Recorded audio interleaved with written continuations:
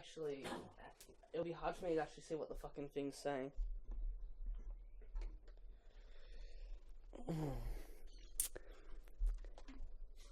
Hello, boys and girls, and welcome to our recording of The Bee Movie, starring Jerry Seinfeld.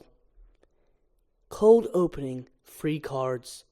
According to all known laws of aviation, there is no way that a bee should be able to fly. Its wings are too small to get its fat little body off the ground. The bee, of course, flies anyway, because bees don't care what humans think is impossible. Sequence 75, intro to Barry. Interior, Benson house, day. Angle on, sneakers on the ground. Camera pans up to reveal Barry Benson's bedroom. Angle on, Barry's hand flipping through different sweaters in his closet. Yellow, black, yellow, black, yellow, black, yellow, black, yellow, black, yellow, black. Oh! Black and yellow. Angle on, Barry wearing the sweater he picked, looking in the mirror. Yeah, let's shake it up a little. He picks the black and yellow one. He then goes to the sink, takes the top off a container of honey, and puts some honey into his hair. He squirts some in his mouth and gargles.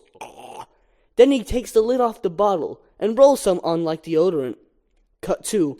Interior, Benson house, kitchen, continuous. Barry's mother, Janet Benson, yells at Barry. Barry! Breakfast is ready! Interior, Barry's room, continuous. Barry. Coming! SFX, phone ringing. Barry's antennae vibrate as they ring like a phone. Barry's hands are wet. He looks around for a towel. Hang on a second. He wipes his hand on his sweater and pulls his antenna down to his ear and mouth. Hello? His best friend, Adam Flayman, is on the other end. Barry? Adam! Can you believe this is happening? Can't believe it! I'll pick you up! Barry sticks his stinger in a sharpener. SFX, buzzing as his stinger is sharpened. He tests the sharpness with his finger. SFX, bing. Looking sharp! Angle on. Barry hovering down the hall, sliding down the staircase banister. Barry's mother, Janet Benson, is in the kitchen. Barry! Why don't you use the stairs? You probably paid good money for those! Sorry, I'm excited. Barry's father, Martin Benson, enters. He's reading a newspaper with the headline, Queen gives birth to 1,000 tuplets, resting comfortably. Here's the graduate. We're very proud of you, son. And a perfect report card. All bees. Janet Benson, mushing Barry's hair. Very proud. Barry. Ma, I've got a thing going here. Barry readjusts his hair, starts to leave. You've got some lint on your fuzz. She picks it up. Oh, that's just me. Wave to us. We'll be in row 118,000. Barry zips off. Barry. Bye. Janet Benson. Barry! I told you! Stop flying in the house! Sequence 750. Driving to graduation. Exterior. B suburb. Morning. A garage door opens. Barry drives out in his car.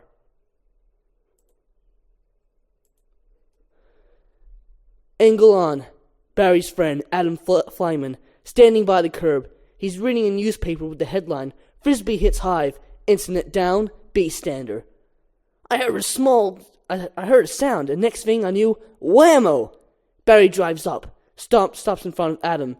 Adam jumps in. Hey, Adam! Hey, Barry, pointing at Barry's hair. Is that fuzz gel? A little. It's a special day. Finally graduating. I never thought I'd make it.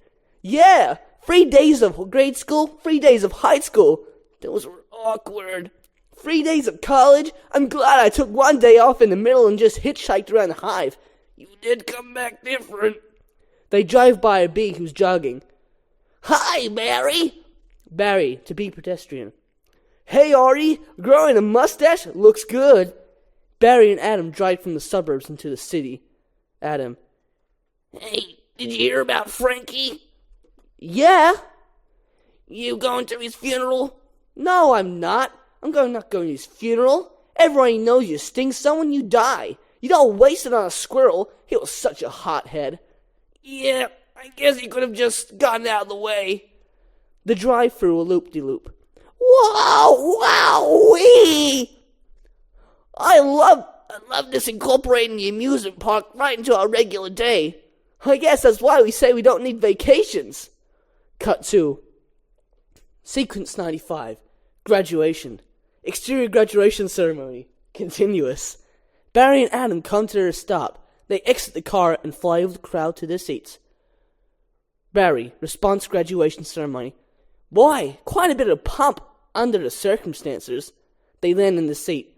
Well, Adam, today we are men. We are B-men. Amen. Hallelujah. Barry hits Adam's forehead. Adam goes into the rupture. An announcement comes over the PA. Announcer.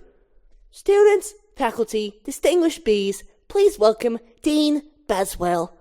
Angle on. Dean Buswell steps up to the podium. The podium has a sign that reads, Welcome graduating class of, with train station style flipping numbers after it. Buswell. Welcome New Hive City graduating class of. The numbers on the podium change to 9:15. 9:15! He clears his throat. And that concludes our graduation ceremonies and begins your career at Hunex Industries. Are we going to pick up our job today? It's just orientation. The rows of chairs change in transformer-like mechanical motion to Universal Studios type tour trams. Buswell walks off stage. Response trams. Whoa! Heads up! Here we go! Sequence 125. Factory. Female voice. Keep your hands and antennas inside the tram at all times. Dejan las manos solitanas en dirno del tram dos todos tiempos. I wonder what it's going to be like. Little scary. Barry shakes Adam. Barry and Adam. Ah! The tram passes under the signs reading Hunex, a division of Hunesco, a part of the Hexagon Group. Trudy. Welcome to Hunex, a division of Hunesco, and a part of the Hexagon Group. This is it. The Hunex doors open, revealing the factory. Wow! Trudy. We know that you, as a bee, have worked your whole life to get to the point where you can work for your whole life. Honey begins when our valiant pollen jocks bring the nectar to the hive, where our top secret formula is automatically color corrected, scent adjusted, and bubble contoured into this. Trudy grabs a test tube of honey from a technician. Soothing sweet syrup with its distinctive golden glow, you'll all know as Hehney. Trudy flips the flask into the crowd and laughs as they all scramble for it. Angle on. A girl bee catching the honey. Sodder. That girl was hot. Barry. She's my cousin. She is? Yes, we're all cousins. Right, you're right. At Hunex, we also constantly arrive to improve every aspect of bee existence. These bees are stress testing a new helmet technology. Angle on. A stunt bee in a helmet getting hit with a newspaper, then a shoe, then a fly spotter. He gets up and gives a thumbs up. The graduate bees applaud. Adam responds to the stunt bee. What do you think he makes? What do you think he makes? Not enough. And here we have our latest advancement, the Krellman. Wow, what does that do? Catches the little strand of honey that hangs after you pour it. Saves us millions. Angle on the Krellman machine. Bees with hand-shaped hats on, rotating around a wheel to catch strips of honey. Adam's hands shoot up. Can anyone work on the Krellman? Of course. Most bee jobs are small ones, but bees know that every small job, if it's done well, means a lot. There are over 3,000 different bee occupations. But choose carefully, because you'll stay in that job that you pick for the rest of your life. The bees cheer. Angle on. Barry's smile dropping slightly. The same job for the rest of your life? I didn't know that. What's the difference? And you'll be happy to know that bees as a species haven't had one day off in 27 million years. So you'll just work us to death? We'll try. Everyone laughs, except Barry.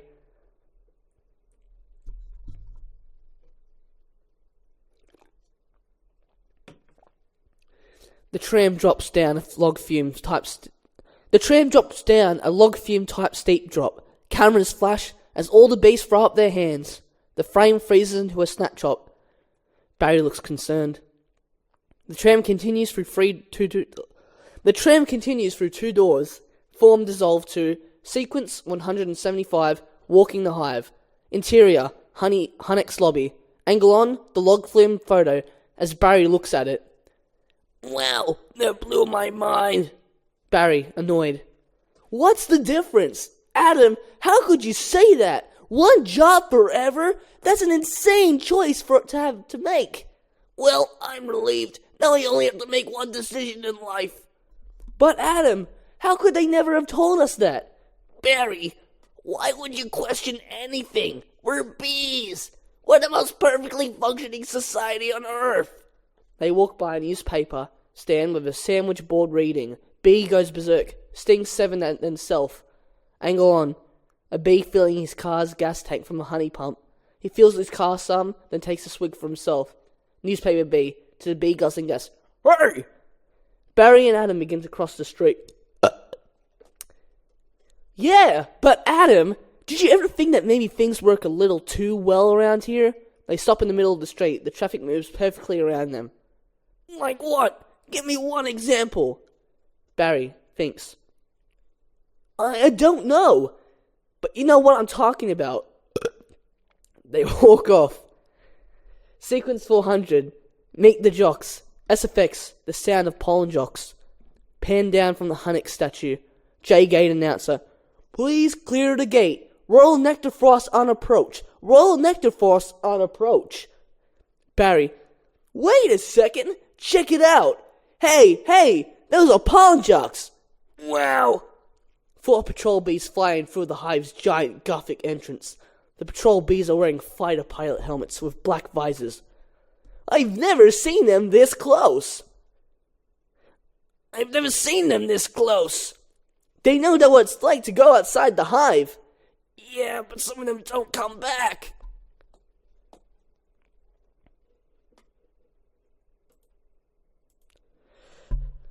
The nectar from the pollen jocks is removed from their backpacks and loaded into trucks on their way to Hunnick's. A small crowd forms around the patrol bees. Each one has a pit crew that takes their nectar. Lou Laduca hurries the pit crew along. You guys did great! You're monsters! You're sky freaks! I love it! Schoolgirls are jumping up and down and squealing nearby. I wonder where those guys have just been. I don't know. Their day's not planned. Outside the hive, flying who knows where, doing who knows what. You can't just decide one day to be a pollen jock. You have to be bred for that. Right. Pollen jocks cross in close proximity to Barry and Adam. Some pollen falls off onto Barry and Adam.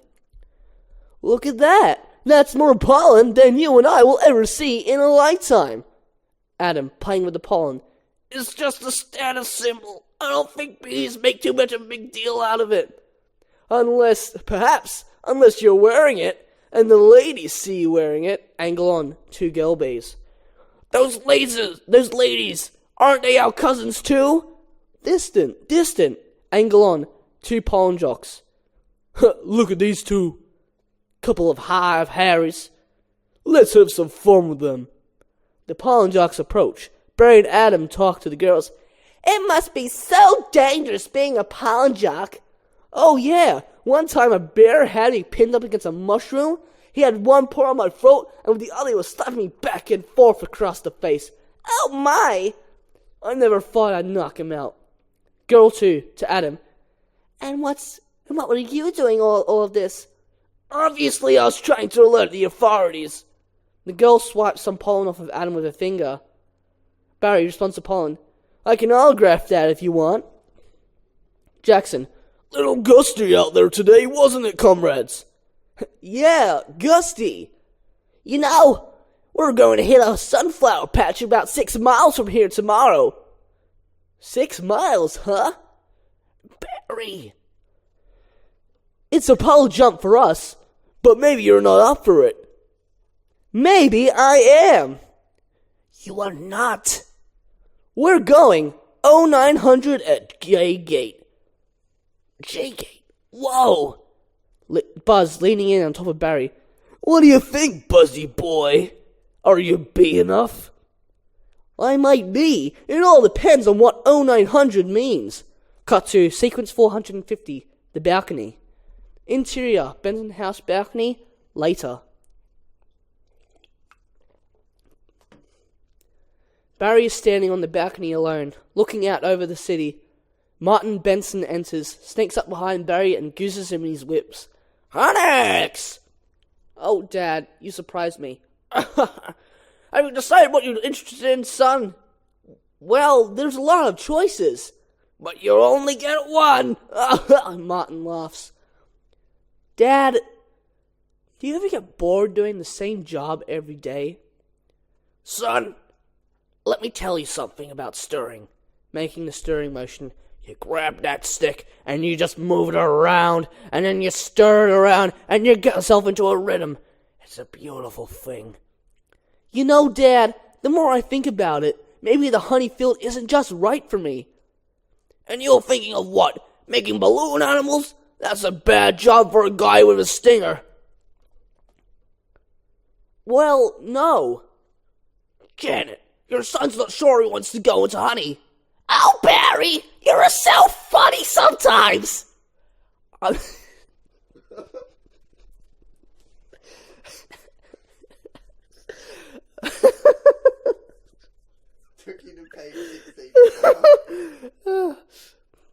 I'm not trying to be funny.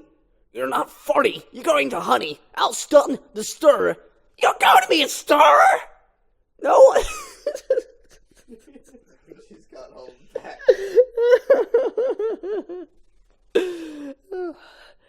No one's listening to me. Wait until you see the sticks I have for you. I can say anything I want right now. I'm gonna get an ant tattoo. Let's open some fresh honey and celebrate.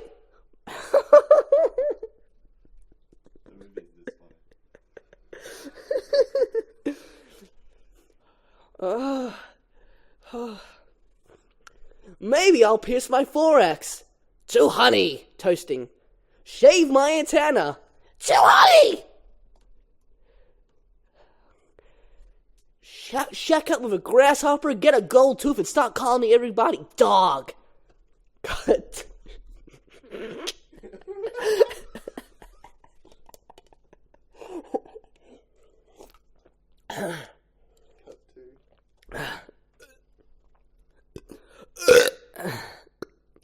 Cut to sequence 760. Job placement.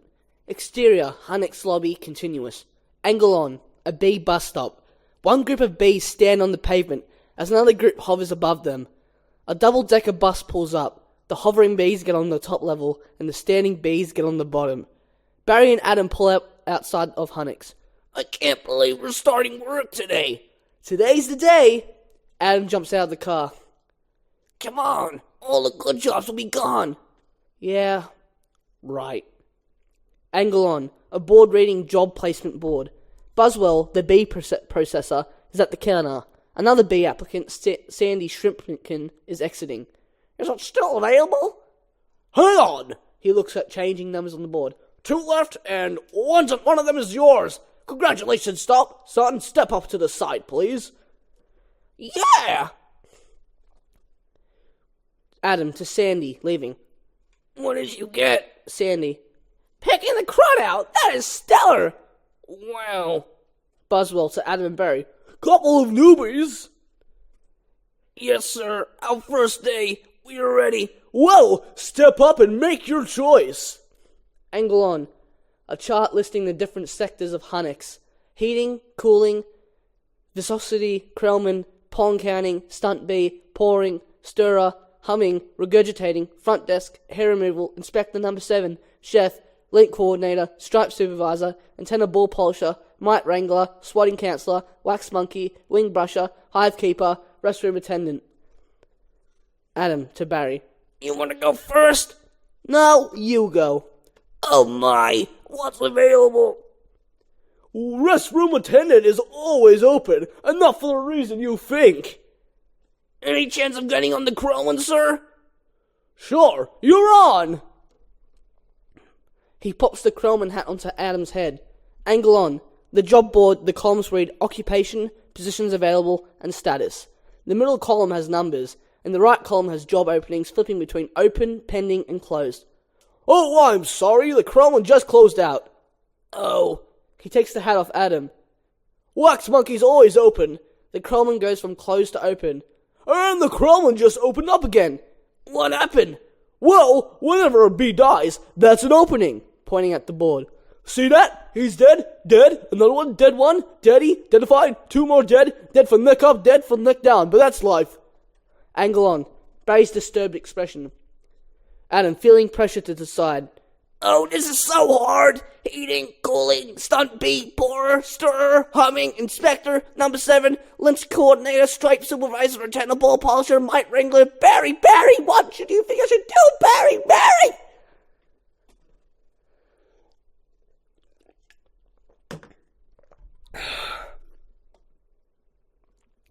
Barry is gone. Cut to sequence 775. Lou LaDuca speech. Exterior, J-Gate, same time. Splits, Jackson, Buzz, Lou, and 2 other bees are going through. Final pre-flight checks. Barry enters. Lou LaDuca. Alright, we've got the sunflower patch in Quadrant 9. Geranium window box on Sutton Place. Barry's antenna rings like a phone. Adam, VO. What happened to you? Where are you? Barry whispers throughout. I'm going out. Out? Out where? Out there. Oh no. You have to, before I go to work for the rest of my life.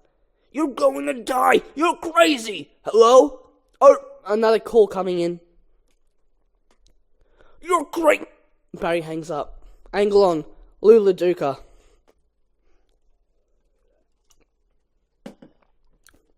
If anyone's feeling brave, there's a Korean deli on 83rd that gets their roses today.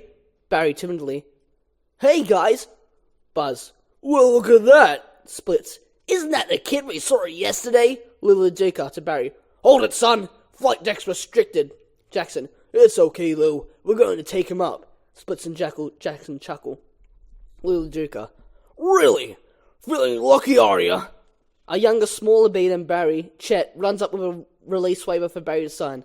Sign here. Just initial that. Thank you. Lou LaDuca. Okay, you got a rain advisory today, and as long as you all know, bees cannot fly in rain, so be careful, as always. Reading off clipboard. Watch your brooms, hockey sticks, dogs, birds, bears, and bats. Lou LaDuca continued. Also, I got a couple of reports of root beer being poured on us. Murphy's in the home because of it, just babbling like a cicada. That's awful. And a reminder for all you rookies, bee law number 1. Absolutely no talking to humans. Alright, launch positions. Jocks get into formation, chanting as they move. Black and yellow. Hello! Split, stab Barry. Are you ready for this hot shot? Yeah, bring it on. Barry nods, terrifying. Wind, check. Antenna, check. Nectar pack, check. Wings, check. Stinger, check. Scared out of my shorts, check. Okay, ladies, let's move it out. Everyone flips their goggles down. Pit crew bees crank their wings and remove the starting blocks. We hear loud humming. Pound those petunias, you striped stem suckers! All of you, drain those flowers! A flight deck guy in deep crouch hand signals them out the archway as the backwash from the bee wings flutters his jumpsuit. Barry follows everyone.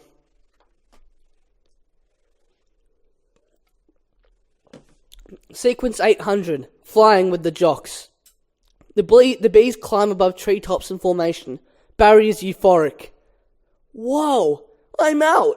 I can't believe I'm out. So blue. Ha ha ha. A beat. I feel so fast. And free. Responds to kites in the sky. Box kite. Wow. They fly by several bicyclists and approach a patch of flowers. Barry continued. Flowers! Splits. This is Blue Leader. We have Rose's visual. Bring it around 30 degrees and hold. Barry, Soto. Roses? Jackson. 30 degrees, Roger. Bring it around.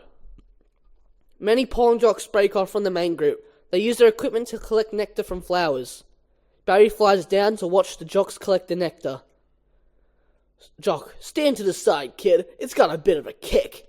The jock fires the gun and recoils. Barry watches the gun fill up with nectar. Barry. Oh, that is one nectar collector. Jock. You ever see pollination up close? No, sir. He takes off, and the excess pollen dust falls, causing the flowers to come back to life. Jock, as he pollinates. I pick some pollen up over here, sprinkle it all over there, maybe a dash over there, pinch on that one. See that? It's a little bit of magic, ain't it? The flowers perk up as he pollinates. Wow, that's amazing. Why do we do that? That's pollen power, kid. More pollen, more flowers, more nectar, more honey for us. Cool. The jock winks at Barry. Barry rejoins the other jocks in the sky. They swoop in over a pond, kissing the surface. We see their image reflected in the water. They're really moving. They fly over a fountain. I'm picking up a lot of bright yellow, could be daisies. Don't we need those? Splits. Copy that visual. We can see what appears to be yellow flowers in a green field. They go into a deep bank and dive. Hold on, one of these flowers seems to be on the move. Splits. Say again? Are you reporting a moving flower? Affirmative. Sequence 900. Tennis game. The pollen jocks land. It is a tennis court with dozens of tennis balls. A couple, Vanessa and Ken, play tennis. The bees land right in the midst of a group of balls. Ken. That was on the line! The other bees start walking around amongst the immense yellow globes. This is the coolest. What is it? They stop at a ball and a white line and look up at it. Jackson. I don't know, but I'm loving this color. Splits. Smelling tennis ball. Smells good. Not like a flower. But I like it. Jackson. Yeah. Fuzzy. Buzz. Chemical. Jackson. Careful, guys. It's a little grabby. Barry lands on a ball and collapses. Oh, sweet lord of bees. Jackson. Hey, candy brain. Get off there. Barry attempts to pulls his leg off, but they're stuck. But they stick. Problem. A tennis shoe and a hand enter frame. The hand picks up the ball with Barry underneath it. Barry. Guys! Buzz. This could be bad. Jackson. Affirmative. Vanessa walks back to the service line. Bounces the ball. Each time it bounces, the other bees cringe and gasp. Angle on. Barry terrified. Pure dumb luck. He's not getting squished. Barry with each bounce. Very close. Gonna hurt. Mommy's little boy. Splits. You're way out of position, rookie. Angle on. Vanessa serving. We see Barry and the ball up against the racket as he brings it back. He tosses the ball into the air. Barry's eyes widen. The ball is struck and the rally is on.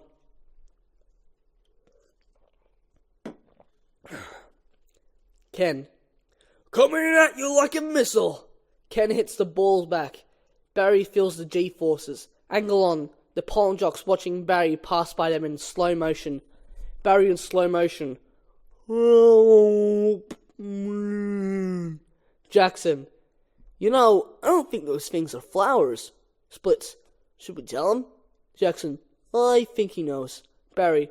What is this? Vanessa hits a high-arching lob. Ken waits, poised for the return. We see Barry having trouble maneuvering the ball from fatigue. Ken, overly confident. Match point! Angle on. Ken running up. He has a killer look in his eyes. He's going to hit the ultimate overhead smash. Ken. You can just start packing up, honey, because I believe you're about to eat it! That was great. You were so intense. Best character in the movie, to be fair, so.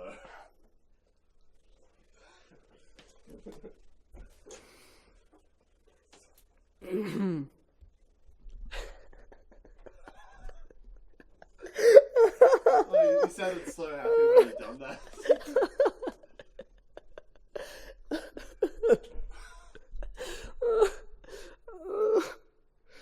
And, What are you up to? Okay. I am on Page 27. 28. Keep going at like this speed through it. We'll end up getting it done in like 2.5 hours. You said 50 minutes. It would be 50 minutes without the stage directions. Yeah. Yeah, we'd actually be further than the first 10 minutes of the movie. 10 minutes in the movie. Okay. I'm just gonna wait for Brent to sit down so there's no more noise. Fuck, I'm slowly losing my sanity. But we haven't even reached the fucking act where they meet. It's like, Yeah. Well, in a sense, they met and her beating the shit out of him. well, he's gonna eat it. Fuck, it's gonna peak so hard. When we're about to record, it's just gonna be fucking static. Not even mad. Oh my god. Fuck, I'm committed. I'm gonna get, what, fucking 28 out of 132. I'm gonna have to read every single fucking page. I know. And I've been trying to keep the voices somewhat consistent. What the hell is it like with you doing his friend's voice? It's like he's been smoking for the past 20 years and has. It's kind of like Rick from Rick and Morty. Morty! Yeah. Morty! Ugh. I always kind of saw that guy as having a more really Jewish voice. Oh, it's the voice actor's Matthew Broderick, but I'm just doing my own voice because I'm a fucking idiot. Yeah, like as soon as he does voice, I was like, what the fuck's wrong with that? Well, Ken's voice, I'm pretty accurate. Well, you're screaming and sounding angry. Yeah, that's pretty normal for him. Angle on, Pauline Jocks. Jackson. Ahem. Ahem. Ken is distracted by the jock. What? No! He misses.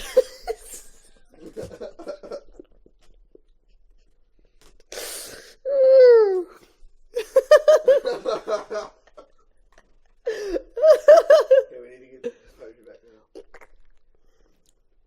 now. He misses badly. The ball rockets into oblivion. Barry is still hanging on. Angle on. Ken brain himself. Oh! You cannot be serious! We hear the ball whistling and Barry screaming. Barry. Yowzer! Sequence 1000. SUV. The ball flies through the air and lands in the middle of the street. It bounces into the street again and sticks into the grille of an SUV. Interior, car engine, continuous. Barry's point of view, the grille of the SUV sucks him up. He tumbles through a black tunnel, whirling vanes and pistons. Barry. Ah! Oh! Ah! Ah! Barry gets chilled by the AC system and sees a frozen grasshopper. Barry continued, response to the grasshopper. Ew! Gross! Cut to, interior car continuous. The car is packed with a typical suburban family. Mother, father, 8-year-old boy, little girl in the car seat and their grandmother. A big slobbery dog is behind the grate. Barry pops into the passenger compartment, hitting the mother's magazine. Mother, there's a bee in my car! They all notice the bees and start screaming. Barry, ah! Barry tumbles around the car. We see the faces from his point of view. Mother, do something! Father, I'm driving! Barry flies by the little girl in the car seat. She waves hello. Hi, Bee! Son, he's back here! He's going to sting me! I'm just still wondering why out of all the family, the only one that was specific was the boy, like 8-year-old boy, little girl. Friendly is important to the story. The car swerves around the road. Barry flies into the back, where the slobbery dog snaps at him. Barry deftly avoids the jaws and gross flying spittle. Mother, nobody move! If you don't move, he won't sting you! Freeze! Everyone in the car freezes. Barry freezes. They stare at each other, eyes growling back and forth, waiting to see who will make the first move. Barry blinks. Granny. He blinked! Gary pulls out a can of hairspray. Son, spray him, Granny! Granny sprays the hairspray everywhere. What are you doing? It's hairspray! Extra hold! Kill it!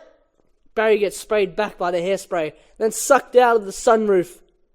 He Exterior, city street, continuous.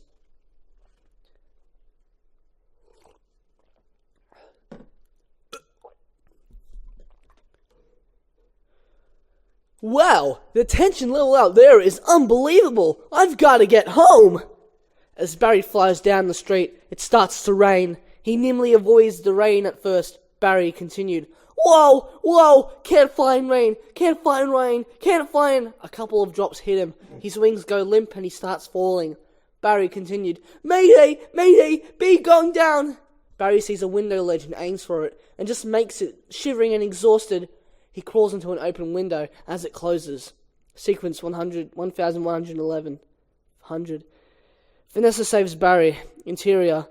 Vanessa's apartment. Continuous. 100 more babies.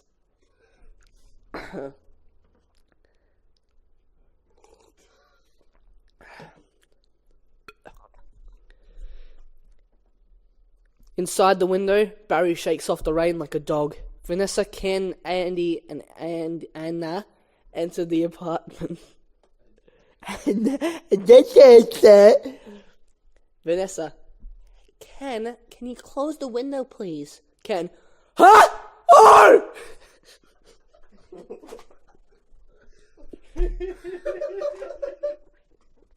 Holy shit.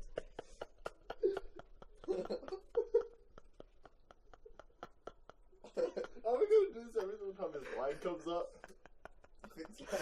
Every single time he said something, we just had a 5-minute break. Which character is Ken? Well, How many lines does he have? He's got a decently big role in the movie. To Andy, hey! Check out my new resume! I made it!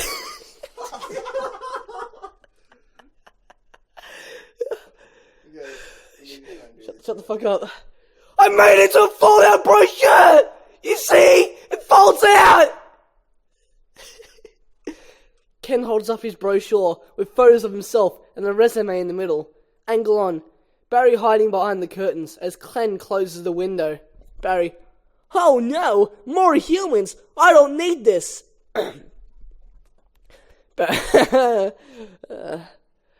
Barry hovers up into the air and throws himself into the glass. Barry continued, dazed. Ow! What was that? He does it again, and then multiple more times. Barry continued, maybe this time! This time! This time! This time! This time! This time! This time! This time! Barry jumps into the drapes. Barry continued, out of breath. Drapes! Then responds Glass. That is diabolical! Ken. It's fantastic! It's got all my special skills! In my top 10 favorite movies! Andy. What's your number one? Star Wars? I don't go for that! Makes Star Wars noses. Kind of stuff. Angle on Barry. No wonder we're not supposed to talk to them. They're out of their minds. When I walk out of the job interview, they're being flabbergasted. I can't believe the things I say. Barry looks around and sees the light bulb fixture in the middle of the ceiling. Barry responds to the light bulb. Oh, there's the sun. Maybe that's the way out. Barry takes off and heads straight for the light bulb. His point of view, the 75-watt label grows as he gets closer. Barry continued, I don't remember the sun having a big 75 on it. Barry hits the bulb and is knocked silly. He falls into a bowl of guacamole. Andy dips his chip in the guacamole, taking Barry with it. Angle on. Ken and Andy.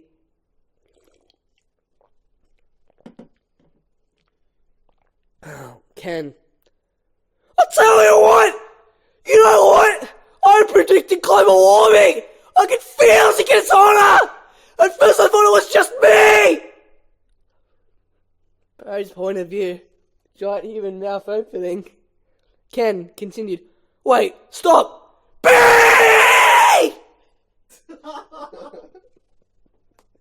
What? Oh, B, okay.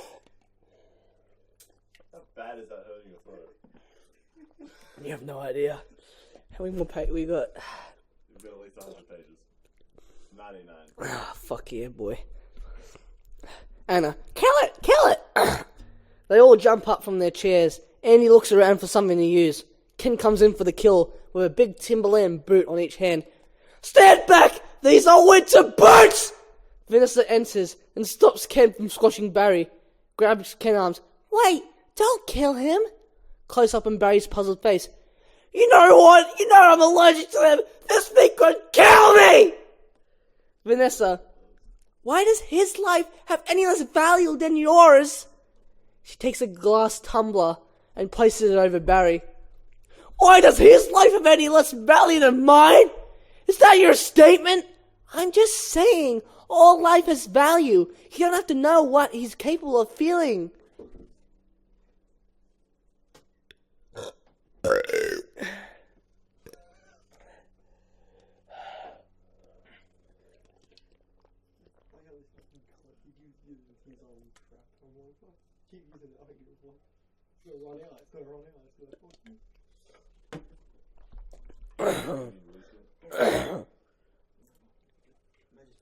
Oh, fuck, it's still...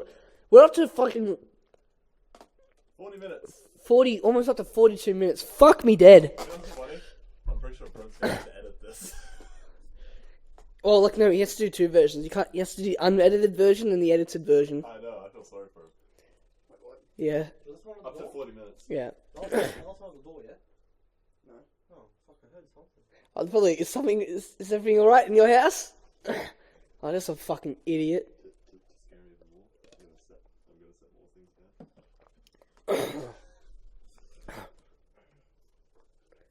Yeah.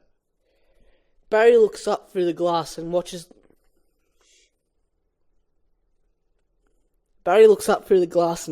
this conversation. Astounded. Vanessa rips Ken's resume in half and slides it under the glass. Ken, wistful, my brochure. There's a moment of eye contact as she carries Barry to the window. She opens it and sets him free. There you go, little guy. Ken, I'm not scared of them, but, it's an allergic thing. Andy, hey, why don't you put that on your resume brochure? It's not funny! My whole face could puff up! Andy, make one of your special skills. Knocking someone out is also a special skill!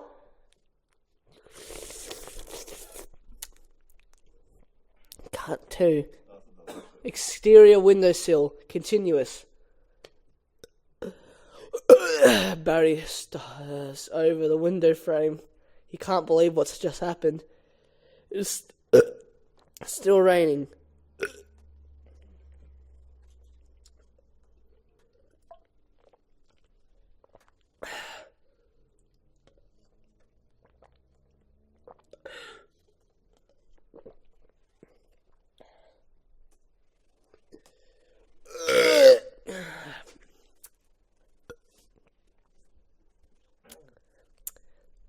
Thank you for listening to our recording of the B movie.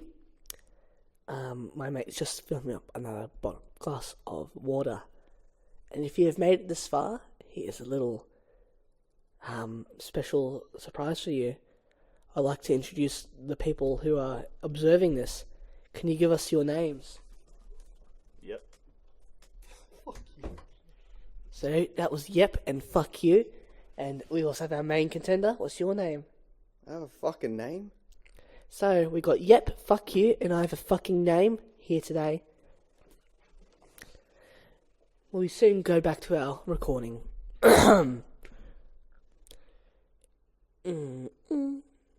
Exterior, windowsill, continuous. Barry stares over the window frame. He can't believe what's just happened. It is still raining. Dissolve 2. Sequence 1200. Barry speaks. Exterior, windowsill, later. Barry is still staring through the window. Inside, everyone's saying their goodbyes. Ken. Vanessa! Next week! Yogurt night? Yeah, sure, Ken. Whatever. You can put carrot chips on there! Good night. Ken, as he exits. Supposed to be less calories or something! Vanessa. Bye.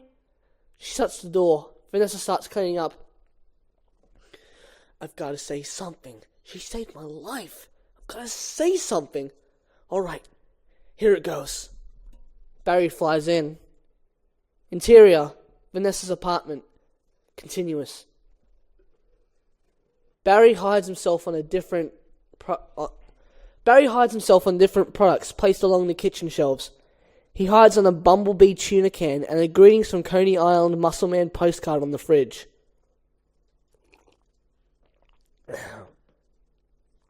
Barry on the fridge. What would I say? Landing on the bottle. I could really get in trouble. He stands looking at Vanessa. Barry continued. It's B law. You're not supposed to talk to a human. I can't believe I'm doing this. I've got to. Oh, I can't do it.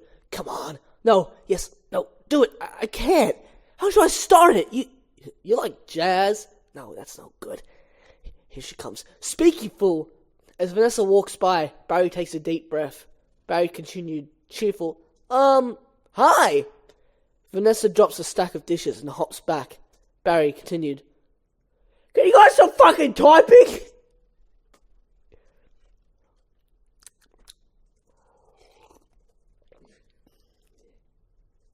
Cunt's got a death wish. Barry continued. I'm sorry. Vanessa. You're talking? Barry. Yes, I know. Vanessa. You're talking.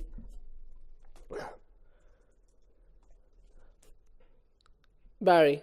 I know, I'm sorry. I'm so sorry. Vanessa. It's okay. It's fine. It's just, I know I'm dreaming, but I don't recall going to bed.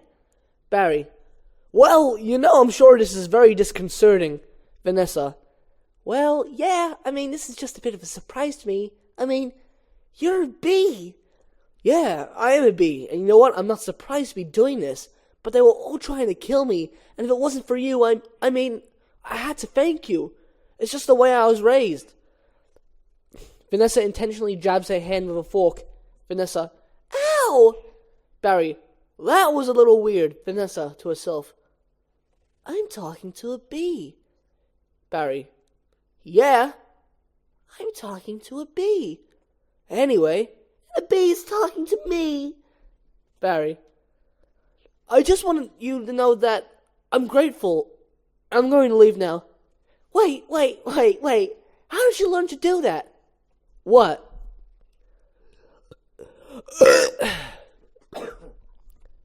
The talking thing. Same way you did, I guess. Mama, Dada, honey, you pick it up. That's very funny. Yeah, bees are very funny. If we didn't laugh, we'd cry. With what we have to deal with. Vanessa laughs. Barry continued. Anyway, can I get you something? Like what? I don't know, coffee? Well, I don't want to put you out. It's no trouble. Unless you're making anyway. Oh, it takes 2 minutes. Really? Just coffee.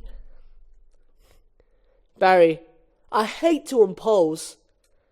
Fucking Christopher Walken then. I hate to impose. Like day in Russia. Shut the fuck up. What the fuck's with those socks?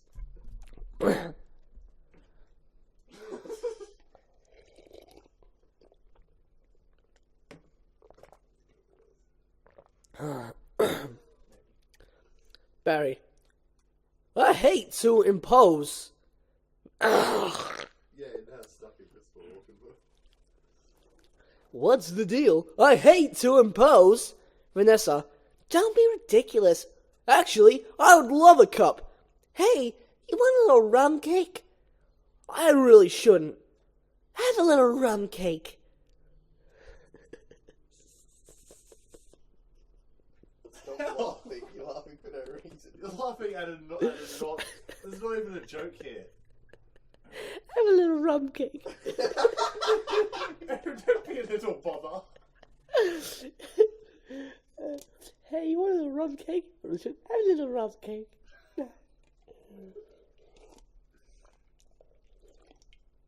This is purgatory.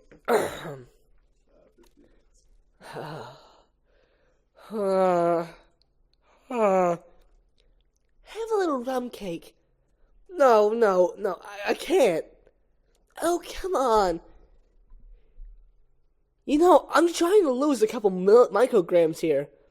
Where? Well, these stripes don't help. You look great. I don't know if you know anything about fashion. Vanessa starts pouring the coffee through an imaginary cup and directly onto the floor. It's just the gift that he's watching. Oh, I've seen this one. Yeah. Just as rolling along the feet. Oh. Yeah, it actually got her, which is a surprise. Anyway, boys. You look great. I don't know if you know anything about fashion. Vanessa starts pouring the coffee through an imaginary cup and directly onto the floor. Are you alright? No! Dissolve 2. Sequence 1300. Rooftop. Coffee?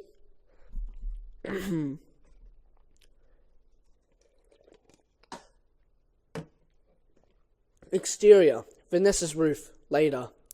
Barry and Vanessa are drinking coffee on a roof terrace. He's perched on her keychain. He can't get a taxi? He's making the tie in the cab as they're flying up Madison, so he finally gets there. He runs up the steps into the church. The wedding is on. Yeah? And he says, watermelon? I thought he said Guatemalan. Why would I marry a watermelon? Barry laughs. Vanessa doesn't. Oh, is that a bee joke? Yeah, that's the kind of stuff that we do. Yeah, different. A beat. So anyway, what are you going to do, Barry?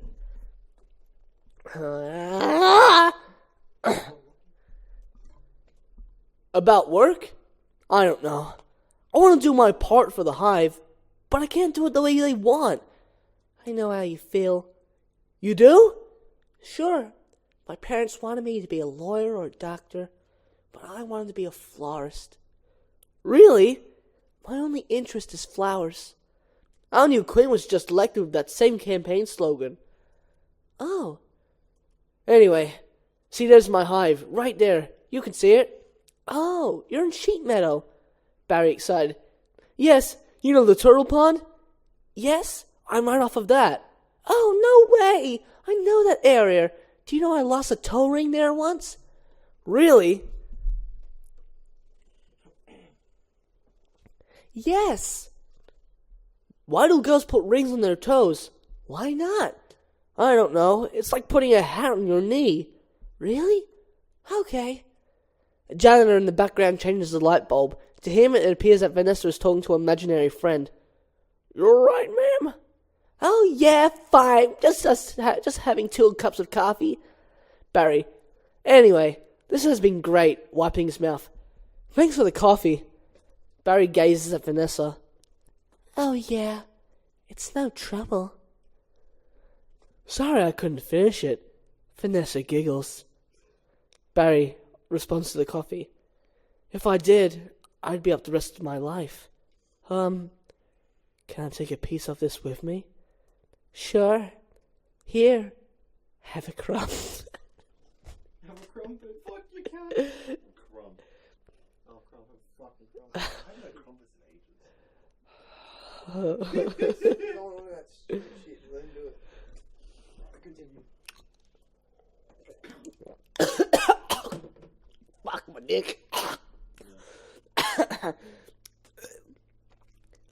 Sure. Here. Have a crumb. She takes a crumb from the plate and hands it to Barry.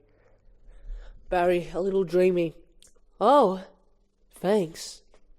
Yeah. There's an awkward pause. Pause? Alright, well then, I guess I'll see you around. Or not. Or, okay, Barry. And thank you so much again for before. Oh, that? Yeah. Oh, that was nothing. Well, not nothing, but anyway. Vanessa extends her hand and shakes Barry's gingerly. The janitor watches. The light bulb shouts out. The janitor falls. Cut to Sequence 1400. Hunix. Interior, Hunnick's building, next day. Angle on, a test bee wearing a parachute is in a wind tunnel, hovering through increasingly heavy wind. Signs under a flashing light read, test in progress and hurricane survival test. 2 bees in the lab coats are observing behind glass. Lab coat B1. This can't possibly work. Lab coat B2. Well, here's all set to go. We may as well try it. Into the mic. Okay, Dave, pull the chute. The test bee opens his parachute. He's instantly blown against the rear wall. Adam and Barry enter. Adam. Sounds amazing. Barry. Oh, it was amazing. It was the scariest, happiest moment of my life. Humans? I can't believe you were humans. Giant, scary humans. What were they like? Huge and crazy. They talk crazy. And they eat crazy giant things. They drive around real crazy. Do they try and kill you like on TV? Some of them. But some of them don't. How'd you get back? Poodle.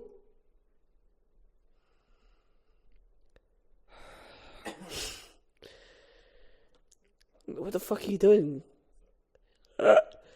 Look, you did it. I'm glad. You saw whatever you wanted to see out there and you had your experience. And now you're back. You can pick out your job and everything can be normal.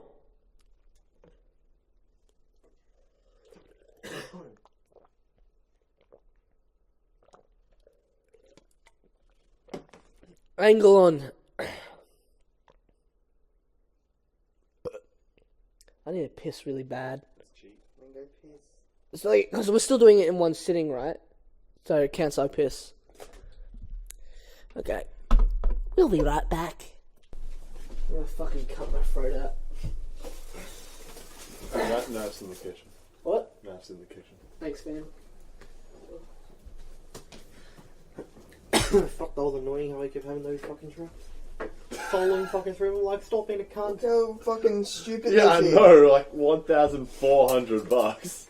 Like, what is It's it? just, and it's not even like a long cable. Like 16, yeah. People like to overprice things. Like, You know what it is there a reason as to why it's like the brand or some shit like that? But still, regardless, it's not worth it. Wow.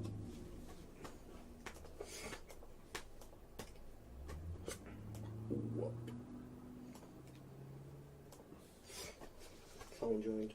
Behind the note. Wow. Get fucked. He's put like a first one. Oh shit, here's another one. And the kid just gets up like, yeah, this happens every day. Every single time. Every day, man. Every damn shuffle.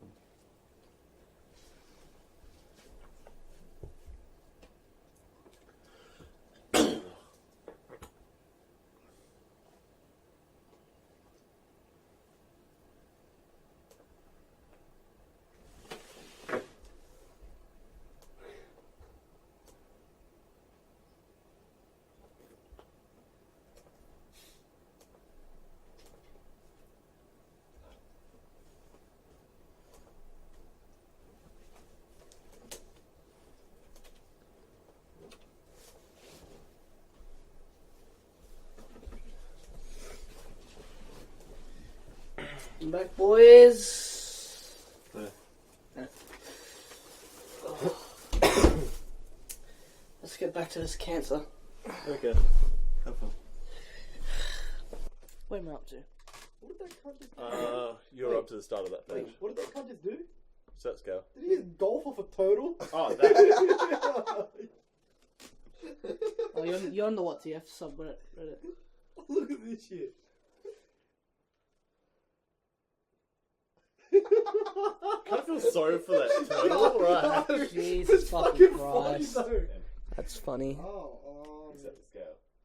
Fuck, we are up to, literally, we're now up to an hour. So we've reached an hour and we're up to page 45 of About 2 more hours. Fuck me dead. Let's do it now, okay. Okay. Yeah, good luck with that. Just wait till we get back to Ken. Fucking hell. I'm walking That's out what of the room. slows down. You fucking can. Spend 10 minutes on him each time. Okay. Shut the fuck. Angle on. Lab B's examining a candy corn through a microscope. Well, I met someone. You met someone? Was she beeish? Not a wasp. Your parents will kill you.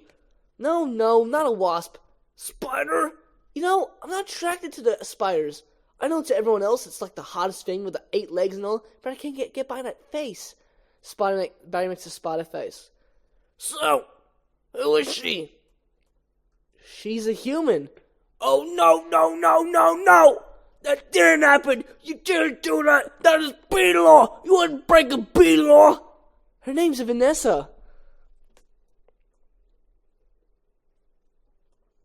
Oh boy. She's so nice and she's a florist. Oh no. You're dating a human florist. We're not dating. You're flying outside the hive. You're talking to human beings. That's attacked our home with power washes and M80s. What's I eat from a stick of dynamite? She saved my life, and she understands me. This is over. Barry pulls out the crumb. Eat this. Barry stuffs the crumb into Adam's face. This is not over. What was that? They call it a crumb. That was so stinging stripy. That's not even what they ate. That just falls off what they ate. Do you know what a Cinnabon is? No.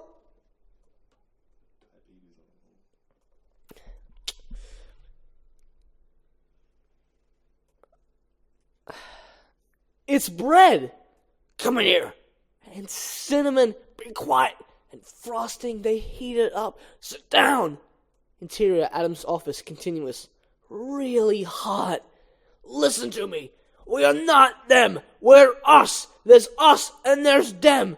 Yes, but who can deny the heart that is yearning? Barry rolls his chair down the corridor. There's no yearning. Stop yearning. Listen to me. You have got to start thinking B, my friend. Another B joins in. Thinking B. Wider shot as third B enters, popping over the cubicle wall. Thinking B. Even wider shot as all the Bs join in. Other Bs want to join in this, guys? No, you're on your own. Oh. We're not allowed to, remember? Oh. But it says other Bs. I'll do it myself then. Thinking B. Thinking B. Thinking B.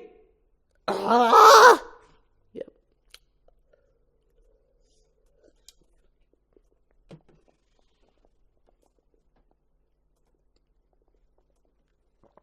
Cut 2. Sequence 1500. Poolside nagging. Exterior. Backyard parents' house. Day. Barry sits on a raft in a hexagon honey pool. Legs dangling into the water. Janet Benson and Martin Benson stand over him wearing big 60s sunglasses and cabana-type outfits. The sun shines brightly around their face. Janet Benson. There he is! Try and power through it. He's in the pool! You know what your problem is, Barry? I've got to stop thinking B. Barry, no matter how long this is going to go on, it's been 3 days. You don't understand why you're not working. Well, I've got a lot of big life decisions I'm thinking about. What life? You have no life. You have no job. You're barely a bee. Barry throws his hands in the air. Ah! Janet Benson. Would I kill you and just have to make a little honey? Barry rolls off to the raft and sinks to the bottom of the pool. He hears his parents' muffled voices from above the surface. Janet Benson continued, muffled. Barry, come out from under there! I was talking to you! Don't talk to him! Barry, I'm talking to you! Dissolve to. Exterior. Picnic area. Day. Music. Sugar Sugar by the Archies. Barry and Vanessa are having a picnic. A mosquito lands on Vanessa's leg. She swats it violently. Barry's head whips around aghast. They stare at each other awkwardly in a frozen moment, then burst into hysterical laughter. Vanessa gets up. You coming? Got everything? All set. Vanessa gets into a one-man ultralight playing with a black and yellow paint scheme. She puts on a helmet. You go ahead. I'll catch up. Vanessa, come hither, wink. Don't be too late. The ultralight takes off. Barry catches up. They fly side by side. Vanessa continued. Watch this. Vanessa does a loop and flies right into the side of a mountain, bursting into a huge ball of flames. Barry, yelling anguished, Vanessa! Exterior. Barry's parents' house, continuous. Angle on. Barry's face bursting through the surface of the pool, gasping for air, eyes open in horror. Martin Benson. We're still here, Barry. Janet Benson. I told you not to yell at him! He doesn't respond when you yell at him! Martin Benson. Then why are you yelling at me? Because you don't listen! I'm not listening to this! Barry is toweling off, putting on his sweater. Sorry, Mom, I've got to go. Where are you going? Nowhere. I'm meeting a friend. Barry jumps off the balcony and exits. Janet Benson calling after him. A girl? Is this why you can't decide? Bye. I just hope she's beige. Cut to... That sounds racist, doesn't it? Allah Akbar.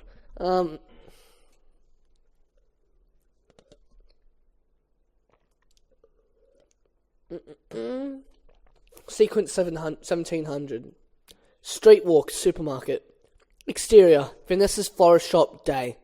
Vanessa flips the sign to say, Sorry, we missed you, and locks the door. Angle on. A poster of Vanessa's door for the Tournament of Roses parade in Pasadena. So they have a huge parade of just flowers every year in Pasadena? Oh, to be in the Tournament of Roses, that's every flower's dream. I'm on a float, surrounded by flowers, crowds cheering. Nice. I probably will. I have to drink like fucking 4 liters of water by the end of this. Wow, what a tournament. Do the Roses actually compete in athletic events? No. Alright, I've got one. How come you don't fly everywhere? It's exhausting. Why don't you run everywhere? Isn't that faster? Yeah, okay. I see. Alright, your turn. Barry and Vanessa walk/fly down a New York side street. No other pedestrians near them. TiVo, you can't just freeze live TV? You can just freeze live TV? That's insane!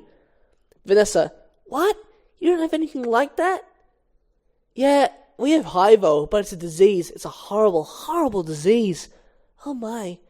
They turn the corner onto a busier avenue and people start to swat at Barry.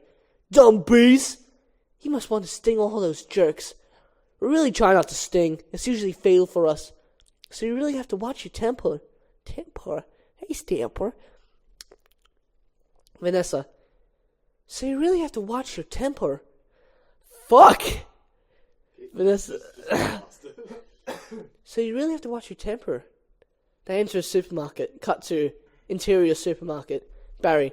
Oh yeah, very carefully. You kick a wall, they take a walk, write an angry letter and throw it out. You work through it like any emotion. Anger, jealousy.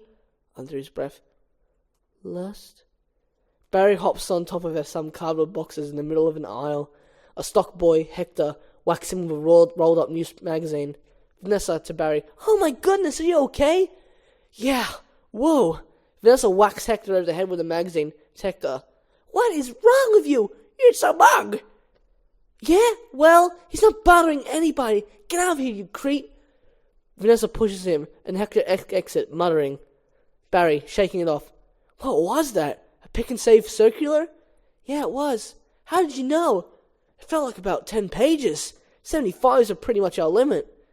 Boy, you really got that down to a science. Oh, we had to. Uncle lost a cousin to Italian Vogue. I'll bet. Barry stops, sees the wall of honey jars. Barry.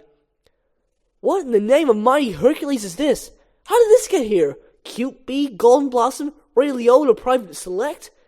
Is he that actor?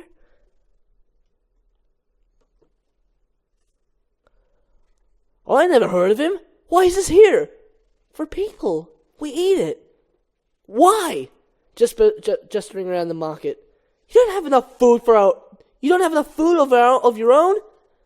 Well, yes, How do you even get it? Well, bees make it. I know who makes it, and it's hard enough to make it. There's heating and cooling and stirring. You need a whole chroming thing. It's organic. It's organic. It's just honey, Barry. Just what? Bees don't know about this. This is stealing. A lot of stealing. You're taking our homes, our schools, our hospitals. This is all we have. It's on sale. I'm going to get to the bottom of this. I'm going to get to the bottom of all of this. He rips the label off the radio to Private Select. Cut to sequence 1800, windshield.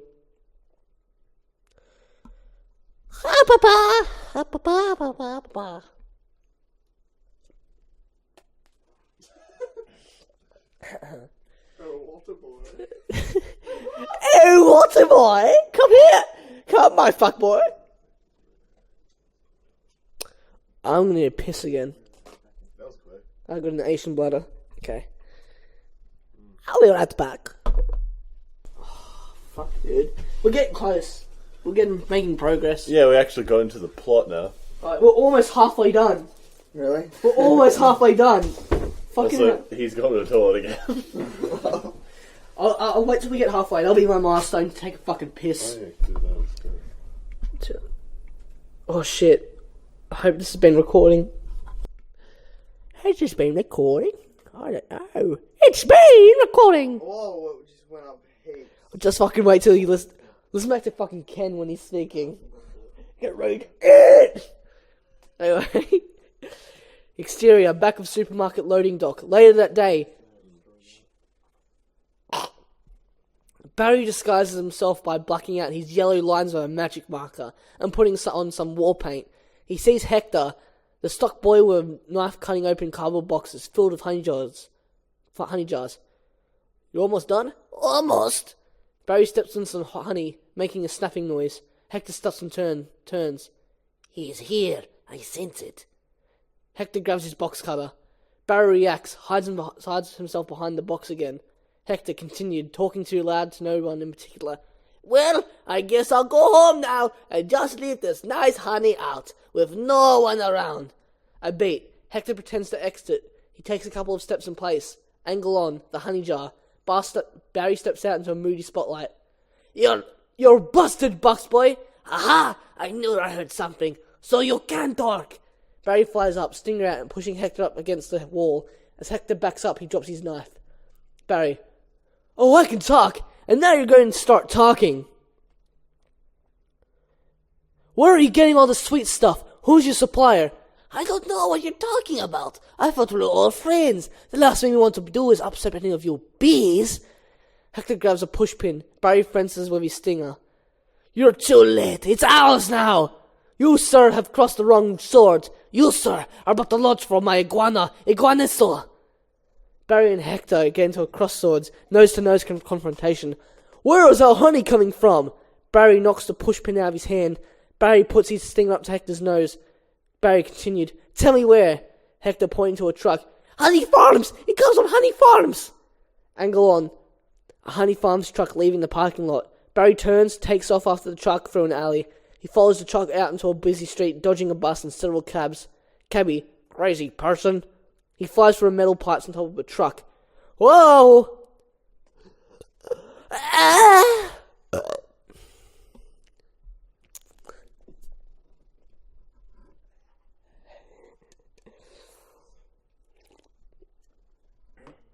Fuck, man. Oh, fuck. How many pages is this? This is... I have to get to page 66, but I really need to pee now. I must hold on. Barry grabs onto the bicycle's messenger's backpack. The Honey Farms truck starts to pull away. Barry uses the bungee cord to slingshot himself towards the truck. He lands on the windshield, where the wind passes him to the glass. He looks up to find himself surrounded by what appears to be dead bugs. He climbs across, working his way around the bodies. Fuck yes, I'm gonna do the Chris Rock voice. Barry continued. Oh my! What happened? What horrible thing has happened here? Look at these faces! They never knew what hit them! Now they're on the road to nowhere! A mosquito opens his eyes. Moosebud. Psst! Just keep still! Barry. What? You're not dead? Do I look dead? Hey man, they'll wipe anything that moves! Now where are you heading? Barry. To Honey Farms? I'm onto something huge here. I'm going to Alaska! Moose blood, crazy stuff! Blows your head off! Ladybug. I'm going to Tacoma. Barry. What about you? He really dead. Alright. The wiper comes towards them. Miss Blood. Uh-oh! What is this? Oh no! It's a wiper! Triple blade! Triple blade? Jump on! It's your only change, B! They hang on as the wiper goes back and forth. Miss Blood continued, yelling at the truck driver through the glass. Why does everyone have to be so goddamn clean? How much people do you need to see? Open your eyes! Stick your head out the window! Cut to interior of truck cab. SFX radio voice. For NPR News in Washington, I'm Carl Cassell. Exterior truck windshield. Moosebud. But don't kill no more bugs! The mosquito was flung off the wiper. Moosebud continued. B! Moose blood guy! I'm gonna fucking do this, man. Barry slides towards the end of the wiper. Is thrown off, but he grabs the aerial and hangs on for dear life. Barry looks across and sees a cricket on another vehicle in the same predicament. They look at each other and scream in unison. Ah! Yep.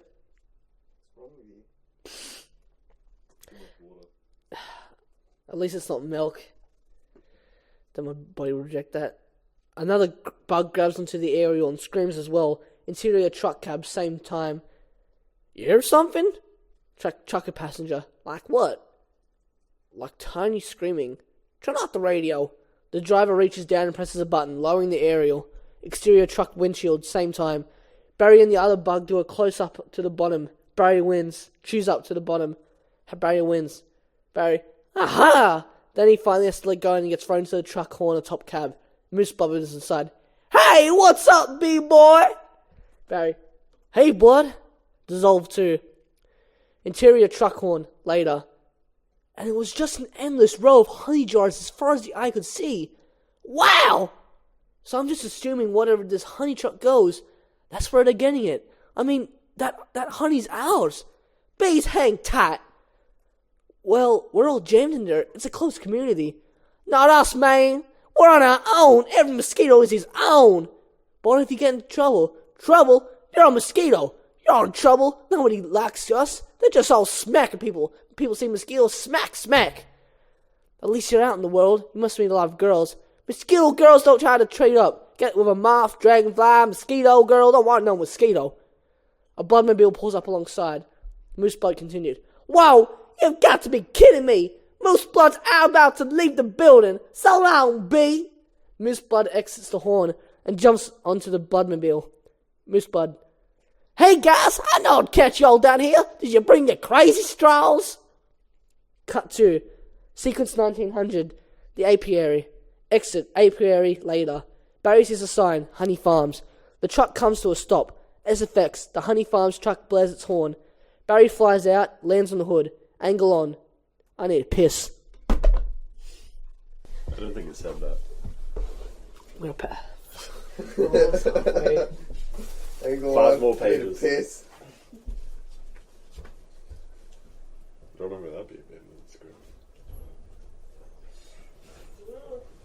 This is 130 pages. Yeah. Nearly halfway. Wait, does it feel in the grave? Yes, there is. Well, if he does it without laughing, he gets through like a page a minute. And That's only 130 minutes, which is like just Why? over 2 hours. Why? But because he keeps taking it's ages and laughing. yeah, that is honestly making it a little harder. The pages with like just straight script though is honestly a lot quicker. Like especially in the bit there, like at the start of this scene, like there's not much words, so it'd be easy to get through the page. But yeah, like the other bits. Hello, Morenty boy.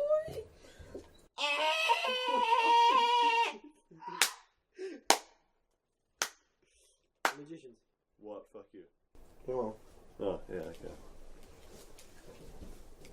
How much effort I have to put in? Okay.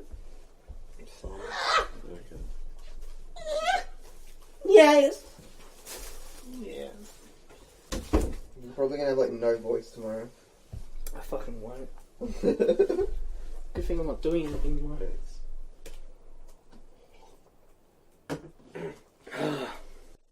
gonna be fucking good though. Like, people are gonna go like, you fucking madman, you read the... Actually did this. Check the recording. You absolute madman. It's still recording. We're at we're at an hour 20. Fuck off. It's pretty nice seeing that we actually started this at exactly 1 o'clock. Did we? Yeah. It's very convenient. Okay. Yeah. Angle on. Two beekeepers, Freddy and Elmo, walking around to the back of the gift shop. Barry follows them and lands in the nearby tree. Freddy, then we throw it in some jars, slap a label on it, and it's pretty much pure profit. Barry, what is this place? Elmo, please go on a plane the size of a pinhead. Elmo. Yep, sorry. Elmo, please go to the plane the size of a pinhead. Have you forgotten what?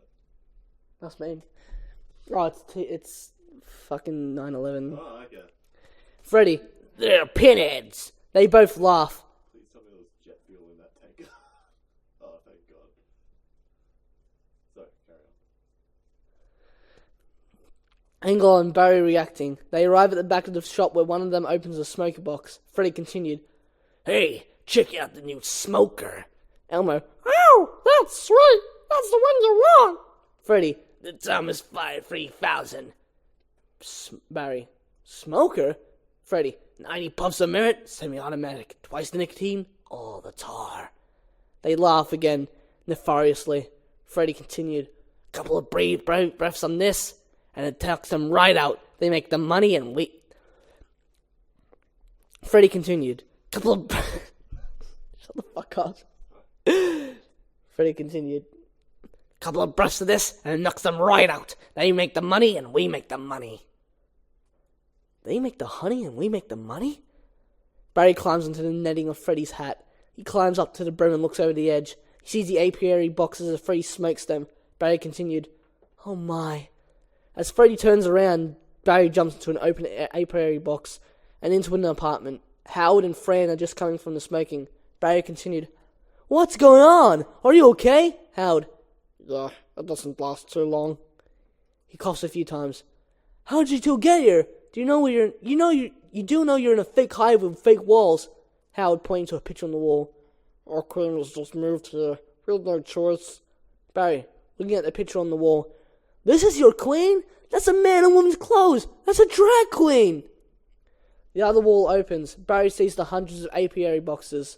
What is this? Barry pulls out his camera and starts snapping. Barry continued, Oh no. There's hundreds of them. As Barry takes pictures. Bee honey. Our honey is being brazenly stolen on a massive scale. Cut to sequence 2100. Barry tells family. Interior. Barry's parents' house. Living room. Later. Barry has assembled his parents Adam and Uncle Carl. This is worse than anything the bears have done to us, and I intend to do something about it. Oh, Barry, stop! Who told you that humans are taking our honey? That's just a rumor. Ah! Who told you that humans are taking our honey? That's just a rumor. Do these look like rumors? Barry throws the pictures on the table. Uncle Carl, cleaning his glass with his shirt tail, digs through the ball of nuts with his finger. That's a conspiracy theory. These are obviously doctored photos. Janet. Barry! How'd you get all mixed up in all this? Adam, jumping up. Because he's been talking to humans. Sorry, Barry. Because he's been talking to humans. What? Talking to humans? Oh, Barry. He has a human girlfriend. They make out. Wake out? Barry!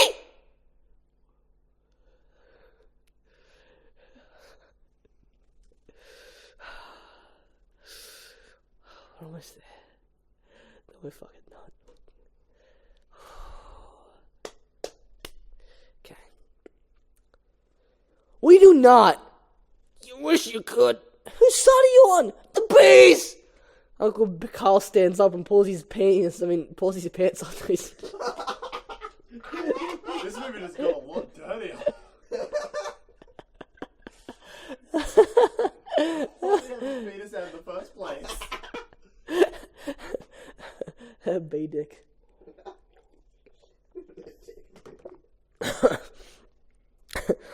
Oh, fuck me. Dead! No. Uncle, shut the fuck up! Okay. Uncle Carl stands up and pulls his pants up to his chest. I dated a cricket once in San Antonio. Man, those crazy legs kept me up all night. Ha-chow-cha! Janet Benson. Barry! This is what you want to do with your life! This is what I want to do for all our lives.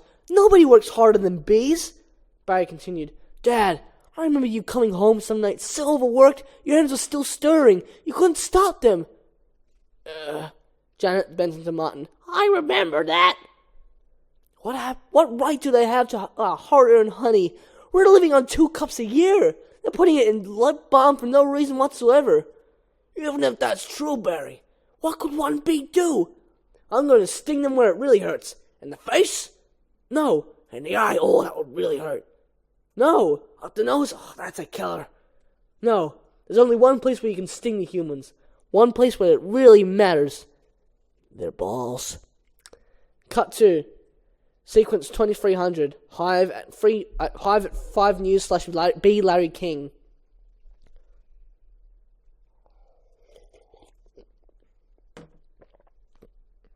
Interior news studio. Day. Dramatic news music plays as the opening news sequence rolls. We see the Hive at 5 logo, followed by shots of past news events, a bee freeway chase, a bee beard protest rally, and a bear pouring at the Hive as the bees flee in panic. Bob Bumble, VO. Hive at 5, the Hive's only fool. Ah! It's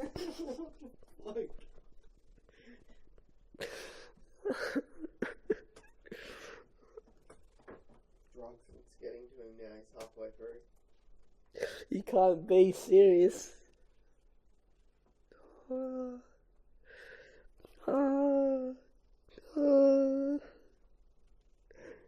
Is this worth $50? Well, you've already made $25. Hell fucking yeah. You just have to prove that on the 25. Nah, I can do it. We're halfway. Guys, we're halfway through. If you're halfway through, we've been doing nothing. It's a team effort, boys. Fucking got him.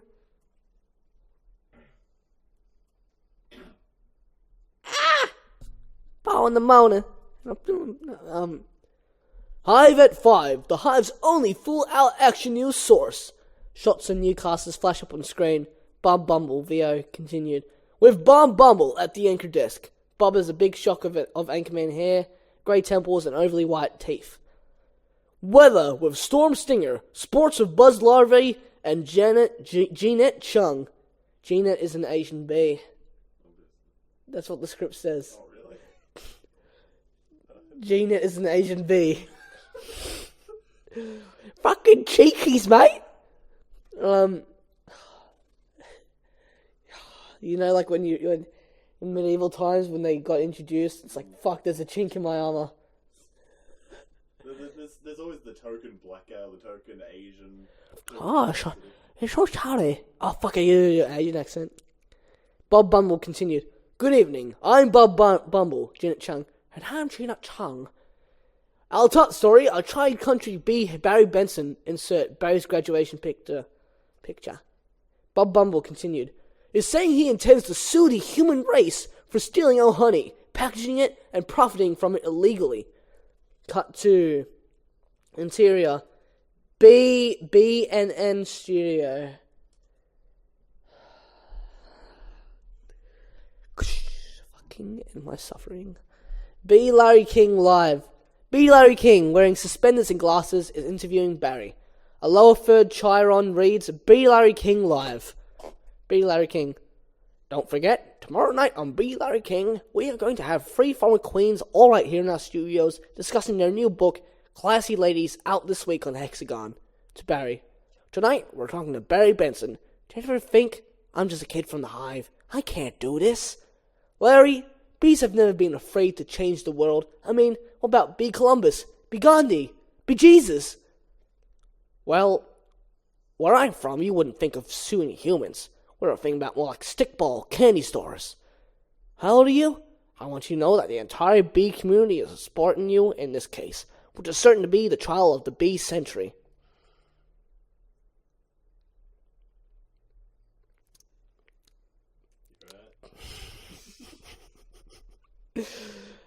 Thank you, Larry. You know, they have a Larry King in the human world, too. It's a common name. Next week on Be Larry King. No, I mean, he looks like you, and he has a show with suspenders and different colored dots behind him. Next week on Be Larry King. Old guy glasses, there's quotes along the bottom from the guests you're watching, even though you just heard them. Bear week next week. They're scary, they're hairy, and they're here live.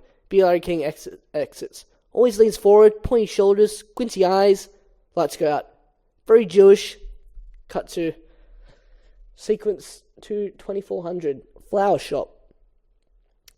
Fucking am my suffering. Interior. Vanessa's flower shop night. Stacks of law books are piled up, legal forms, etc. Vanessa is talking with Ken in the other room.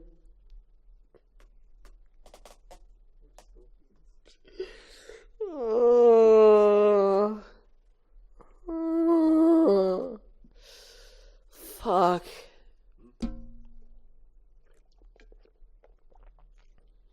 Hey guys, it's 10 o'clock. Fucking. Oh no. See the one you scream with? Yeah, Vanessa's talking with Ken in the other room. Ken. Look! In tennis! You attacking the point of weakness! But it was my grandmother, Ken. She's 81. Honey! Her backhand's a joke! I'm not gonna take advantage of that! Barry. Quiet, please. Actual work going on here. Is that the same bee? Yes, it is. I'm helping him save the human race. What? Barry enters. Oh, hello. Hello, bee. Barry flies over to Vanessa. This is Ken. Yeah, I remember you. Timberland, size 10, half, vibrant soul, I believe. Why does he talk again? Hun? Vanessa, to Ken sensing the tension. Listen, you better go out because we're really busy working. But it's our yogurt night! Vanessa pushing me out the door. Oh, bye-bye. She closes the door. Ken. Why is yogurt night so difficult? Vanessa enters the back room carrying... I just love that quote from the movie. It actually does scream that one. Fucking... We're at page 70. We got...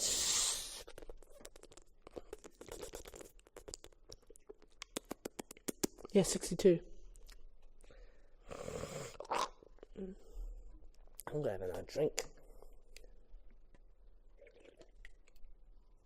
I'm so glad that's the only scene that's...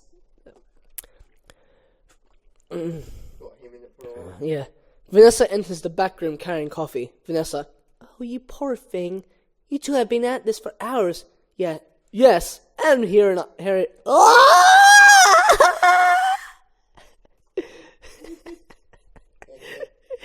Memes. Oh, fuck. This is taking a toll on me. I could never watch B-movie again.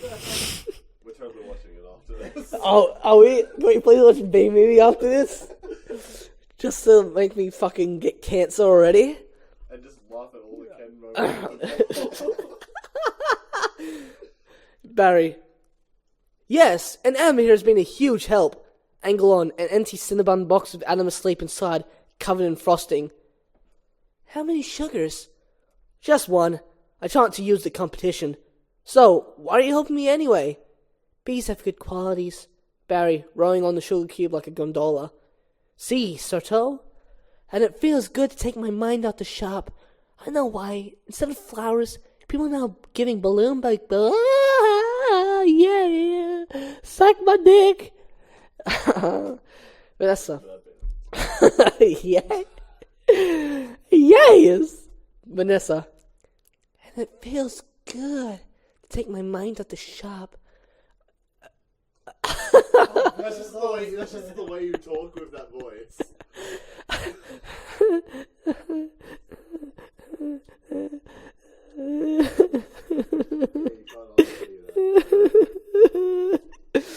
I don't know why. I don't need to do anything now.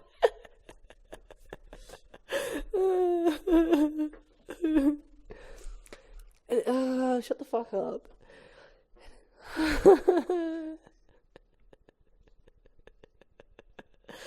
And it feels good to take my mind off the shop.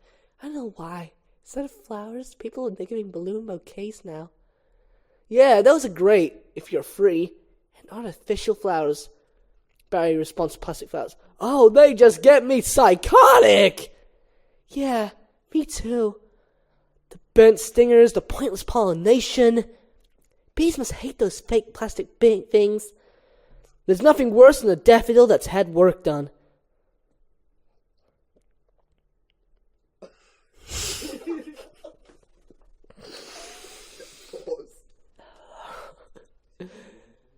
Vanessa holding up the lawsuit documents. Well, maybe this can make up for it a little bit.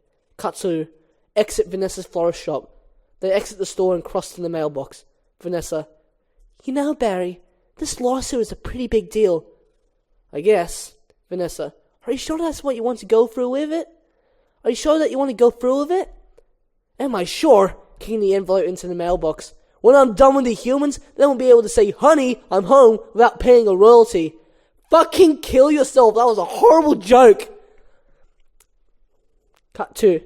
Sequence 2700. Nate Montgomery. Montgomery, have a pussy, please. Oh. Exterior, Manhattan Courthouse, day. Point of view shot. A camera feed turns on, revealing a news person. Press person number 2, talking to camera.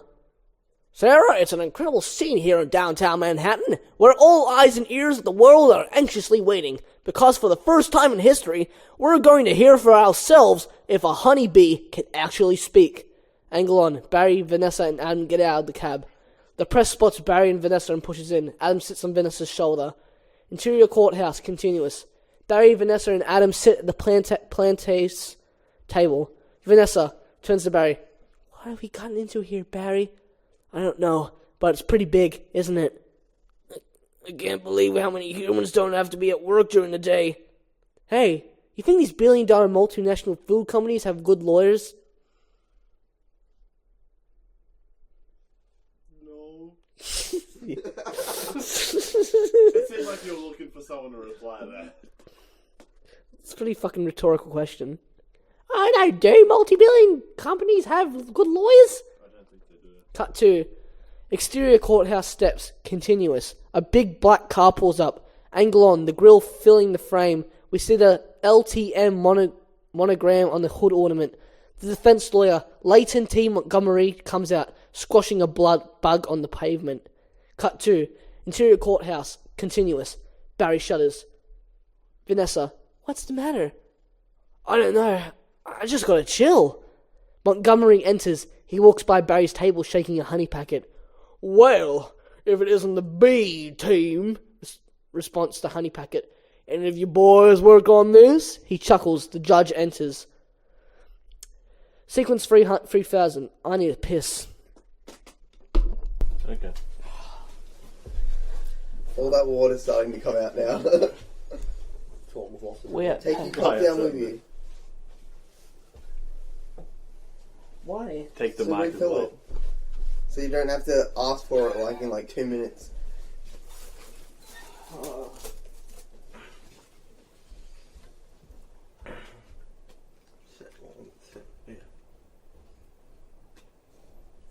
Which was the something. I know, just get rid of it. Third page was like 130. 132 and we're on 73, I think. Yeah, 73. We're 59 to go. Oh yeah, I forgot about that. No. Oh dear, the redirect. Oh.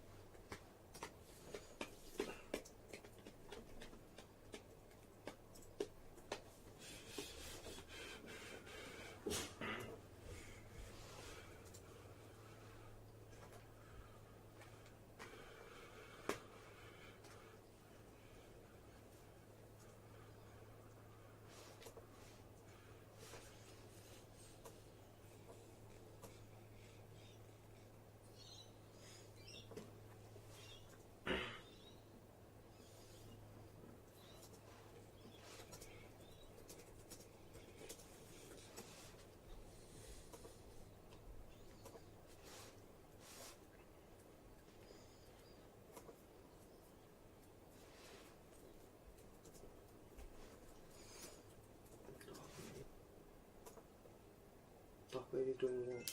Fucking shut up, you cunt. Dark Lady banishing myself for what? Destroyer? I don't know.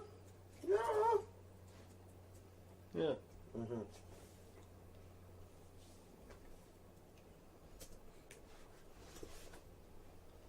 Do I have trucks there? You can't activate. Oh. Should I say, is this. Yeah. At least we survived.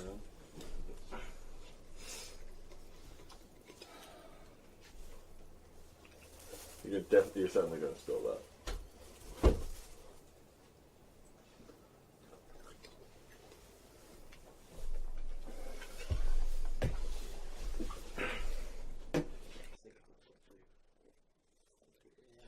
And we are back. Check the recording for you. Keep going. It's the fuck beast. 1 hour, 42 minutes. We're getting there. We're over halfway done. That's good. I feel more relaxed now. Moist. Sequence 300. Witnesses. Bailiff. All rise. The Honourable Judge Bumblepin presiding. Judge, shuffling papers. All right. Case number 440. That's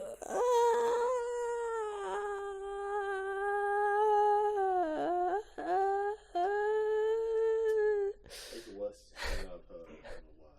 What? That's the worst thing I've heard. Judge, shuffling pages. All right. Case number 4476. Superior Court of New York. Barry B. Benson versus the honey industry is now in session. Mr. Montgomery, you are representing the 5 major food companies collectively. Angle on. Montgomery's briefcase. It has an embossed emblem of an eagle holding a gavel in one talon and a briefcase in the other. A privilege. Judge. Mr. Benson, Barry stands. Judge. You are representing all bees of the world. Montgomery, the stenographer, and the jury lean in. Cut to exterior courthouse continuous. The spectators outside freeze. The helicopters angle forward to listen closely. Somehow they angled it in to move closely, despite the fact that freaking helicopters outside. Cut to interior courthouse. Barry. Bzz, bzz, bzz. Bzz, bzz. I'm kidding. Yes, Your Honor, we are ready to proceed. Angle on, courtroom hubbub. Judge. Hubbub. Judge. Anissa Montgomery. Judge. Anissa Montgomery. Your opening statement, please. Montgomery rises. Montgomery grumbles, clears his throat. Ladies and gentlemen of the jury, my grandmother was a simple woman. Born on a farm, she believed it was man's divine right to benefit from the bounty of nature God put before us. If we were to live in the topsy-turvy world Mr. Benson imagines, just think of what it would mean. Maybe I would have to negotiate with the silkworm for the elastic in my breeches. Talking bee, how would we not know this in some sort of holographic motion picture capsule Hollywood wizardry that we use in laser beams, robotics, ventriloquism, cloning, and for all we know, could be on steroids. Montgomery leers at Barry, who moves to the stand. Mr. Benson. Barry makes his opening statement. Ladies and gentlemen of the jury, there's no trickery here. I'm just an ordinary bee. And as a bee, honey's pretty important to me. It's important to all bees. We invented it, we make it, and we protect it with our lives. Unfortunately, there are some people in this room who think they can take whatever they want from us because we're the little guys. And what I'm hoping is that after this is all over, you'll see how by taking our honey, you're not only taking away everything we have, but everything we are. That was so good you managed to do that in one go. Like, there are long paragraphs in this scene. I'd love to be a voice actor, but actual proper voice acting where they give you breaks in between. You do like one line. It always sucks to be it. Yeah. Angle on. Vanessa smiling. Angle on. The big gallery wiping tears away. Cut to interior of Benson's house. Barry's family is watching the case on TV. Janet Benson. Oh! I wish he could dress like that! I don't think. What? I don't think it says that. Janet Benson. Oh! I wish he was just like that all the time! So nice! Cut to interior courtroom later. Judge. Call your first witness. Cut to interior courthouse later. Barry. So, Mr. Klaus Vanderhayden of Honey Farms. Pretty big company if you have there. I suppose so. And I see you also own Honey Burton and Hunron. Yes, they provide beekeepers for our farms. Beekeeper? I find that to be a very disturbing term. I have to say, I'd imagine you employ any bee freers, do you? No. I'm sorry, I couldn't hear you. No! No, because you don't free bees, you keep bees, and only that, it seems that you thought a bear would be an appropriate image for a jar of honey. Well, they're very lovable creatures. Yogi Bear, Fuzzy Bear, Build-A-Bear? Yeah, you mean like this? Vanessa and the superintendent from her building enter with a giant ferocious grizzly bear. He has a neck collar and chains extending from either side. By pulling the chains, they bring him directly in front of Vanderhayden. The bear lunges and roars. Bears kill bees. How would you like this big, hairy head crashing to your living room, biting to your couch, spinning out your throw pillows? Roar! Roar! The bear reacts. Roar! Barry. Okay, that's enough. Take him away. Vanessa and the superintendent pull the bear out of the courtroom. Vanderhayden trembles. The judge glares at him.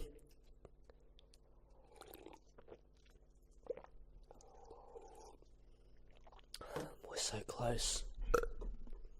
Yet so far. Well, we're into the main scene, so. After what, fucking 2 hours? Yeah, 2 hours. Yeah, we're almost up to an hour 50. We're doing it, boys! Okay. Yes.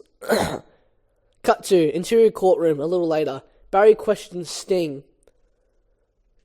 So, Mr. Sting, thank you for being here. Your name intrigues me, I have to say. Where have I heard it before? I was in a band called The Police. But you've never been a police officer of any kind, have you? No, I haven't. No, you haven't. And so, here we have yet another example of bee culture being casually stolen by a human for nothing more than a prance-about stage name. Oh, please. Have you ever been stung, Mr. Sting? Because I'm feeling a little stung, Sting. Or should I say, looking in folder, Mr. Gordon M. Sumner? The jury gasps. Montgomery, to his aides. That's not his real name. You idiots! Cut to interior courthouse later. Barry. Mr. Leota. First, may I offer my belated congratulations on your Emmy win for a guest spot in ER in 2005. Haha, thank you.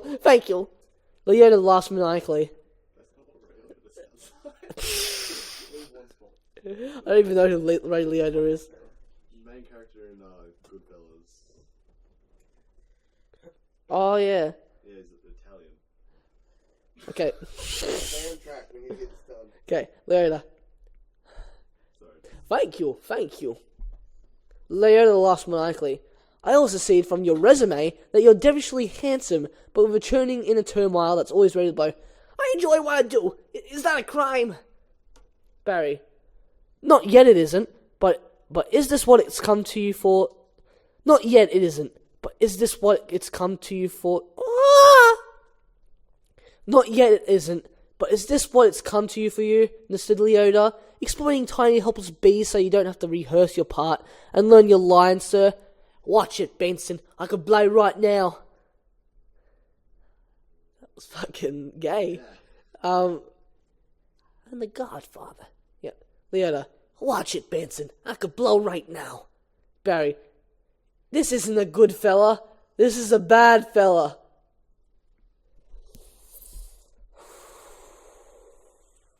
Fuck me. You get that joke? Yes. Yeah. You get that joke? No. He hasn't seen You get that joke? Do I get this joke? Yeah.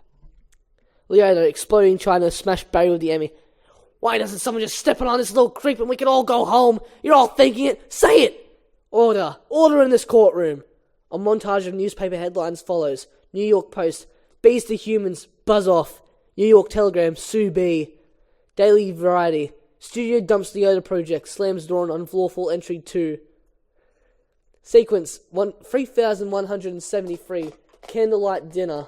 Interior. Oh, fuck, Ken's in this. Interior of Vanessa's apartment. Barry and Vanessa are having a candlelight dinner. Visible behind Barry is a little Missy set box with their flats open. Well, I just think that it was awfully nice of that bear to pitch in like that. I'm telling you, I think the jury's on our side. Are we doing everything right? You know, legally? I'm a florist. Wait, is that the entire line? Yes, it is. What? Are you doing everything right? You know, legally? I'm a florist. I don't think you understood the question. Barry. Right. Barry raises his glass. Well, here's to a great team. To a great team. They toast. Ken enters. Ken. Well, hello! Vanessa. Oh, Ken. Hello.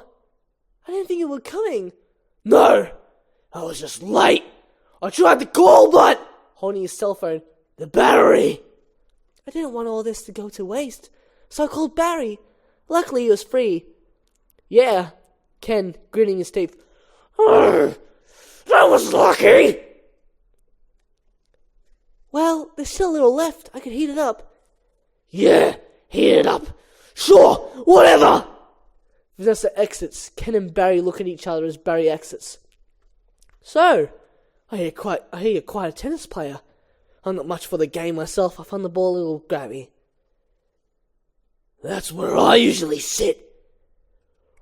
Right there! Ken, Barry.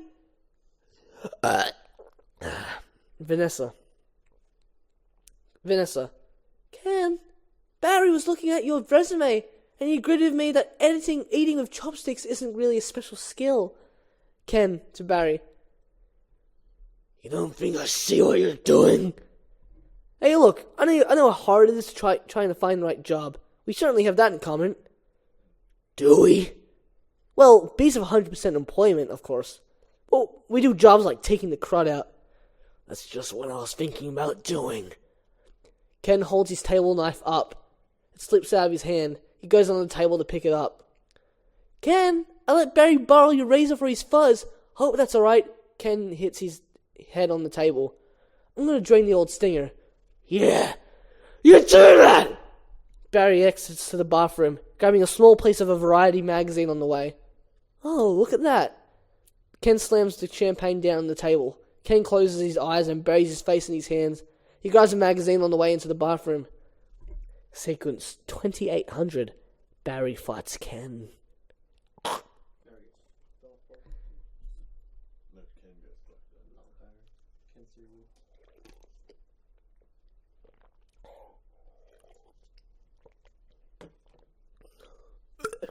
Okay. Interior, bathroom, continuous.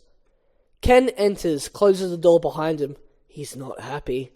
Barry is washing his hands. He glances back at Ken. You know, I've just about had it with your little mind games. What's that? Italian Vogue. Mamma mia. It's a lot of pages. It's a lot of ads. Remember what Van said. Why is your life any more valuable than mine? It's funny. I just can't seem to recall that. Ken whacks at Barry with the magazine. He misses and knocks everything off the variety. Ken grabs a can of air freshener. I think something stinks in here! He sprays at Barry. I love the smell of flowers. Yeah? How do you like the smell of flames? Ken lights the stream. Barry, not as much. Barry flies in a circle. Ken trying to stay with him, spins in place. Angle on, flames outside the bathroom door. Ken slips from the Italian Vogue, falls backwards into the shower, pulling down the shower curtain.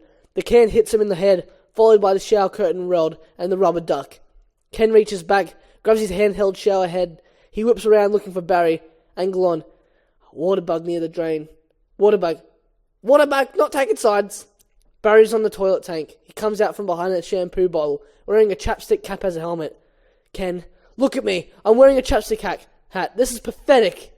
Angle on Ken, turning the shower nozzle from gentle to turbo to lethal. Ken, I've got issues! Ken fires the water at Barry, knocking him into the toilet. The items from the vanity, emery board, lipstick, eye curler are on the toilet seat. Ken looks down at Barry. Well, a royal flush! Barry, you're bluffing. Am I? Ken flushes the toilet. Barry grabs the emery board and uses it to surf. He puts his hand in the water while he's surfing. Some water splashes on Ken. Surf's up, dude. Ah! Blue water! He does some skateboard-style half-pipe riding. Barry surfs out the toilet. That ball is gnarly! Ken tries to get a shot of him with the toilet brush. Except for those dirty yellow rings! Vanessa enters. Kenneth, what are you doing? Kenneth, what are you doing? You know what? I don't even like honey! I don't eat it!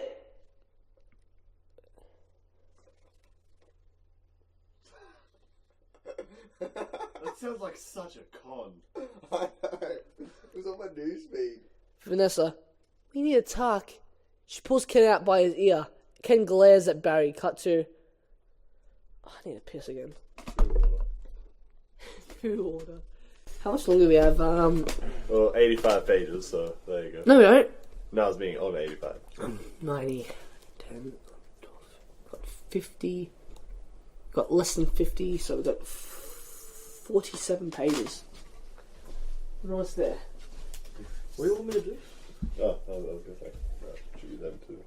Well, actually, I can just normal that, yeah. And then go into Vortex. Just pendulum. Or Yeah, it'd be like to be able to like, bring them back out. Right? We're doing it, Brent. 100%. How long's it been going? Well, mostly checking if it's still recording though, but... Okay. Almost 2 hours. Yeah. Just gonna keep it on that. I'm going for Ignista. No, not Ignista. Ignition. No, not even Ignista. I go for Dynista. Danyka.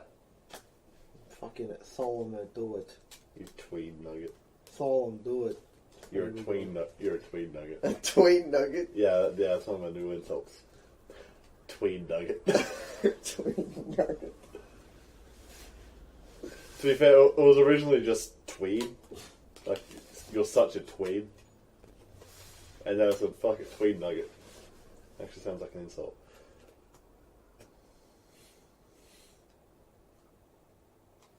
Yeah.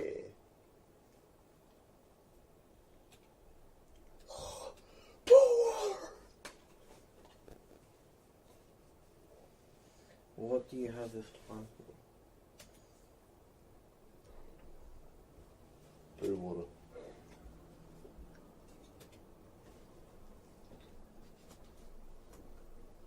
Attack mode. Ooh. Oh no, too good. She did summer. No, she did summer.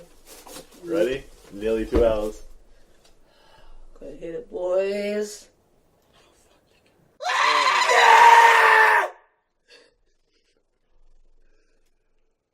It's like you went, we're totally doing this. It's like 2 hours. It's like you organised that before. No. It's because it was there, so I was like, oh, it's a milestone of the recording, so it needs to be something ridiculous.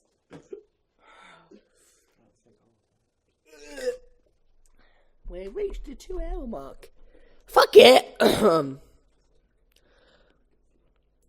Okay, what am I up to? People will say. Interior hallway, continuous. He's just a little bee, and he happens to be the nicest bee I've ever met in a long time. Long time? What are you talking about? I don't know the bugs in your life! No, but there are other things bugging me in life, and you're one of them. Fine! Talking bees! No yoga night! My nerves are fried from riding on this emotional roller coaster! Goodbye, Ken. Ah! Slut. So you kind of feel sorry for Ken, like he just got thrown out and got outdone by a little insect. Yeah. Like, you could say that really stings. Yeah. Vanessa. Phew. Ken exits, then re-enters frame. And for your information, I prefer sugar-free, artificial sweetness made by man! He exits again. The door slams behind him. Vanessa to Barry. I'm sorry about that. Ken re-enters.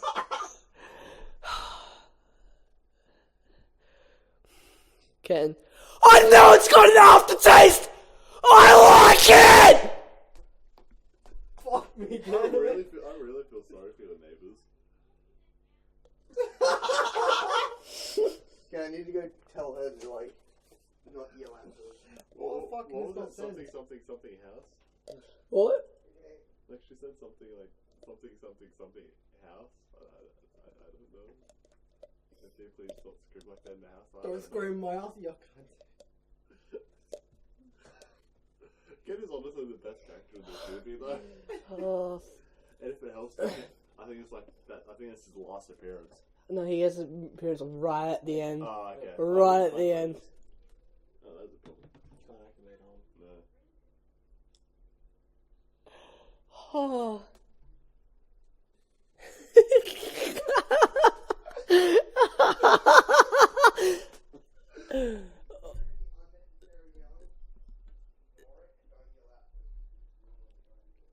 Don't worry, the yelling's over. Ken's only in it for one more scene. That sounds really weird. Ken's only in it for one more scene. Fucking Ken, mate. Hey, I'll probably have to go back down again when my friggin' mum comes home. And tell her. don't worry, Ken's. Ken's the best character. Every time I'm gonna fucking watch the movie, I'm just gonna imagine him screaming. Whenever I see his like the actual actor, I'm just gonna be thinking.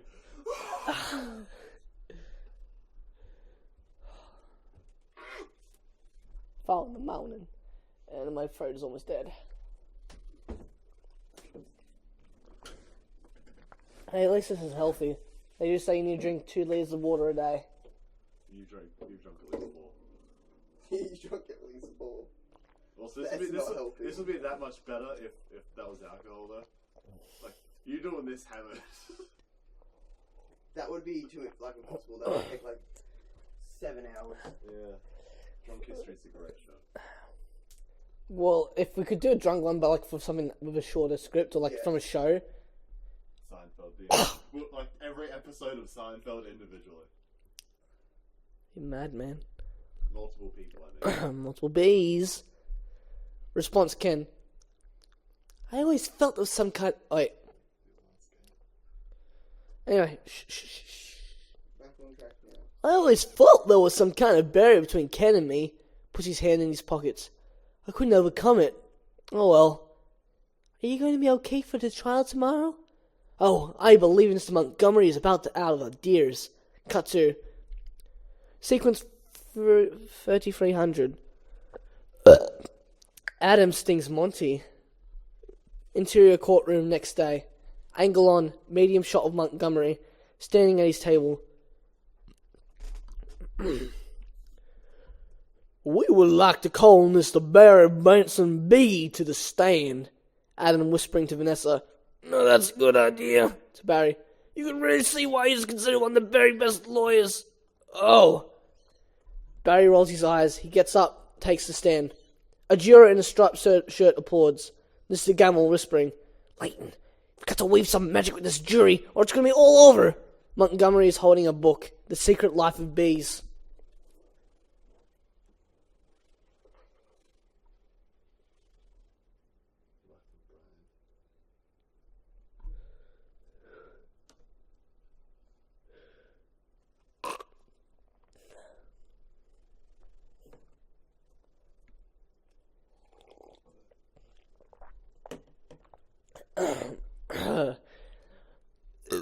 Montgomery, confidently whispering, "Oh, don't worry, Mr. Gamble.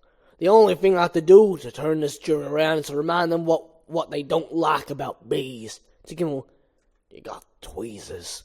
Mr. Gamble nods and pats his breast pocket. Mr. Gamble, "Are you allergic?" "Only to losing, son. Only to losing." Montgomery approached. Yeah, it's gonna be a bunch of Yeah, just because of the time of the day. "Only to losing, son. Only to losing." Montgomery approaches the stand. Montgomery continued, "Mr. Benson B, I'll ask you what I think we'd all like to know. What exactly is your relationship to that woman?" Montgomery points to Vanessa. Barry, "We're friends." "Good friends?" "Yes," softly in Barry's face. "How good?" "What? Do you live together?" "Wait a minute. This isn't about... Are you her bed bug?"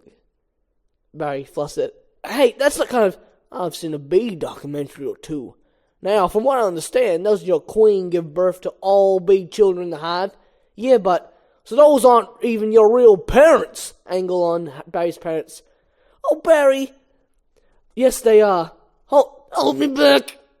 Adam, "Hold me back." Vanessa holds him back with a coffee stirrer. Montgomery points to Barry's parents. Montgomery, "You're an illegitimate bee, aren't you, Benson?" "He's denouncing bees." All the bees in the courtroom start to hum. They're agitated. "And don't y'all date your cousins?" Vanessa standing, letting go of Adam. "Objection!" Vanessa standing, letting go of Adam. "Objection!" Adam explodes from the table and flies towards Montgomery.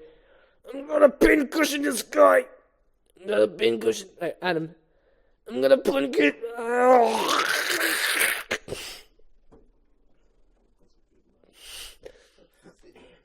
Adam.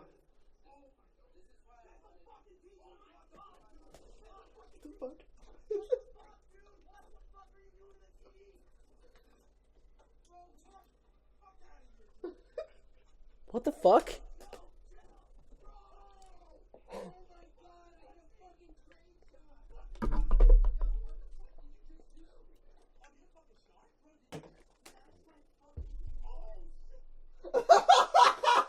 What?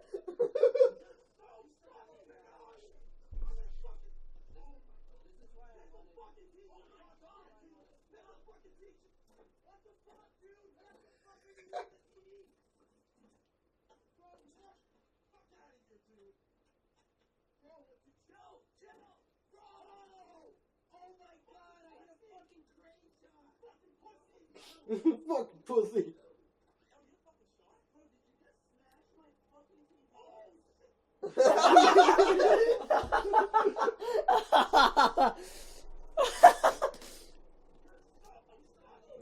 Stop! URL so I can share it to people. It's funny and shit. Get back to that. You're the one that distracted him.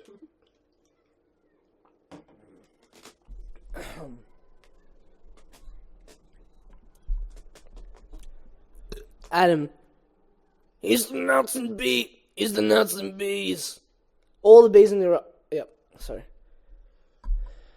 Yeah. Adam explodes from the table and flies towards Montgomery. "I'm gonna pincushion this guy." Montgomery turns around and positions himself by the judge's bench. He sticks his butt out. Montgomery winks at his team. "Adam, don't! It's what he wants!" Adam shoves Barry out of the way. Adam stings Montgomery in the butt. The jury reacts, aghast.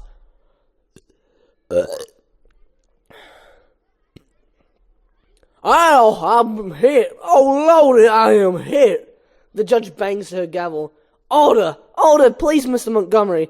The venom is coursing through my veins. I've been felled by a winged beast of destruction. You see, you can't treat them like equals. They're strapped savages, stinging the only thing they know. It's their way. Angle on, Adam claps on the floor. Barry rushes to his side. "Adam, stay with me." "I can't feel my legs." Montgomery falls on the bailiff. Montgomery falls on the bailiff. Take it easy. Bailiff, take it easy. Montgomery. Oh, one angle of mercy will come forward to suck the poison from my heavy buttocks. The jury recoils. Please, I will have order in this court. Order. Phase 2, sequence 3400. Adam at hospital.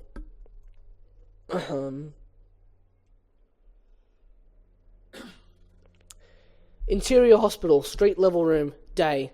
Press person number 1, VO. The case of the honeybees versus the human race took a pointed turn against the bees yesterday. One of the legal team stung Leighton T. Montgomery.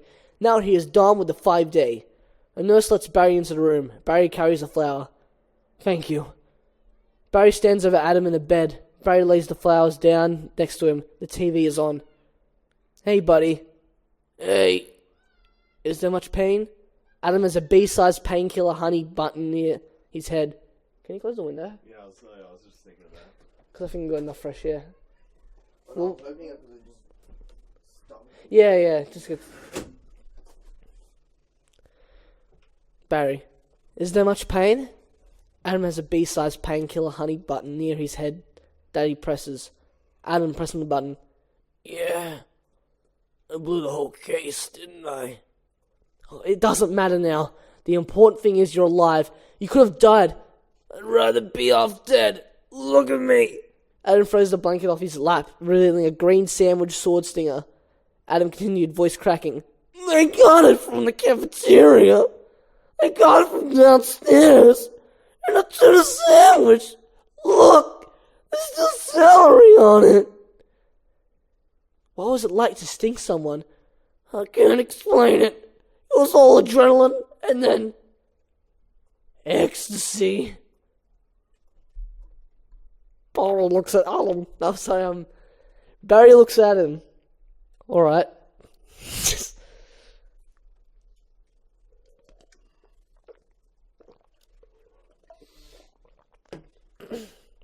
Adam, you think it was all a trap? Of course, I'm sorry. I flew us right into this.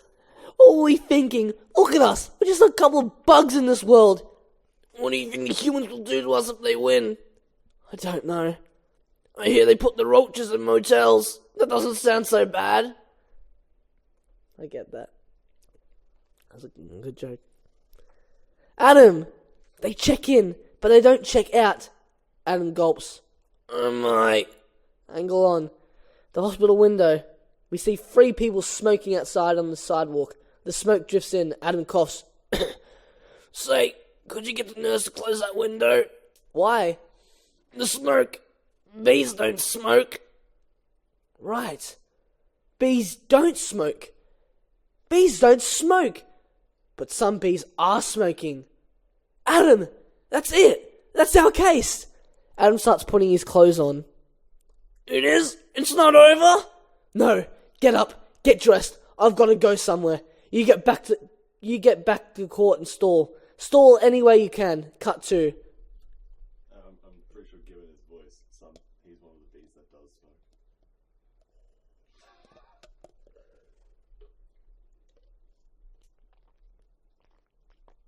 Fuck, looks like I pissed myself. What's going everywhere? Alright. Okay, smoking gun. Interior courtroom the next day. Adam is folding a piece of paper into a boat. Adam is folding a piece of paper into a boat. And assuming you've done step 29 correctly, you're ready for the tub. Angle on. The jury all have paper boats of their own. Jurors. Oh. Angle on. Montgomery frustrated with Gamil, who's making a boat also. Monty crumples Gamil's boat and throws it at him. Mr. Flamen. Yes, Your Honor. Where's the rest of your team? Adam, fumbling with his sword stinger. Well, Your Honor, it's interesting. You know, bees are trained to fly kind of haphazardly. As a result, quite often we don't make very good time. I actually once heard a pretty funny story about a bee. Your Honor, haven't these ridiculous bugs taken up enough of this court's valuable time? Montgomery rolls out from behind his table. He's suspended in a large baby chair with wheels. Montgomery continued. How much longer are we going to allow these absurd shenanigans to go on? They have presented no compelling evidence to support their charges against my clients, who have all run perfectly legitimate businesses. I move for a complete dismissal of this entire case. Mr. Flamin, I'm afraid I'm going to have to consider Mr. Montgomery's motion. But you can't! We have a terrific case! Where is your proof? Where is the evidence? Show me the smoking gun! Barry burst through the door. Hold it, Your Honor. I want a smoking gun. You want a smoking gun? Here is your smoking gun. Vanessa enters, holding a bee smoker. Vanessa slams the beekeeper's smoker onto the judge's bench. Judge, what is this? Barry, it's a bee smoker. Montgomery grabs the smoker. What's this? This harmless little contraption. This couldn't hurt a fly, let alone a bee. He unintentionally points it towards the bee gallery, knocking them all out. The jury gasps. The press snaps pictures of them. Barry. Members of the jury, look at what has happened to bees who have never been asked, smoking or none. Is this what nature intended for us? To be forcibly addicted to these smoke machines and man-made wooden slatwork camps?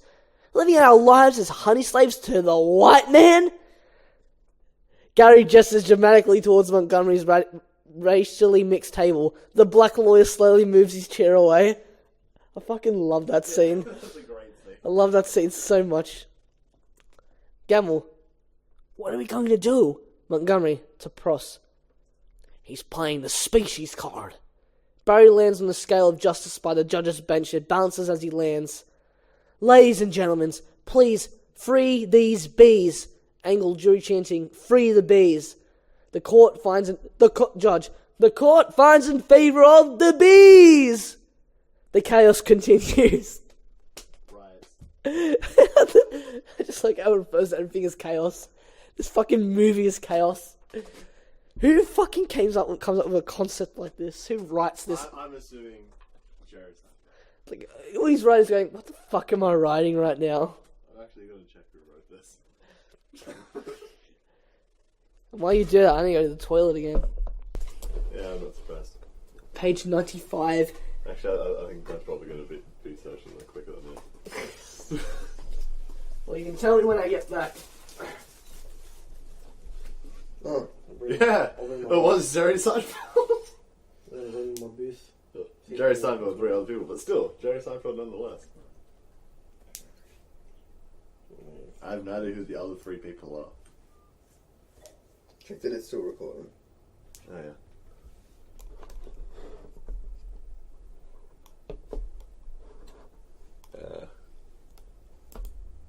Yeah. His last toilet break was 19 minutes ago. The water's really getting to him. It's because he's drinking too much water.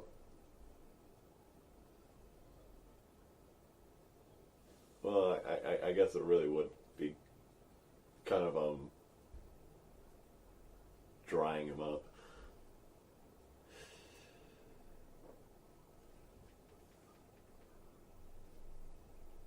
Given the length of the movie of 1 hour 35, still doing pretty well, I guess, right?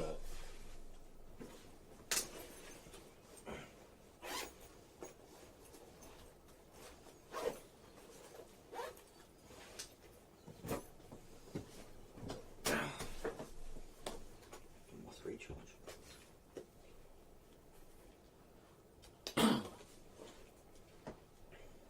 Sting as himself. To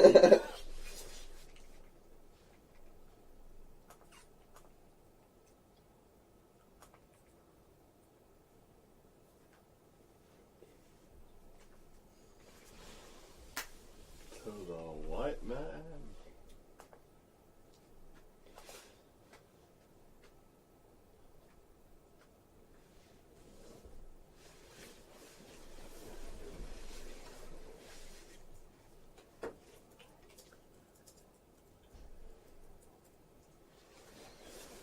I need to go tell my mom now.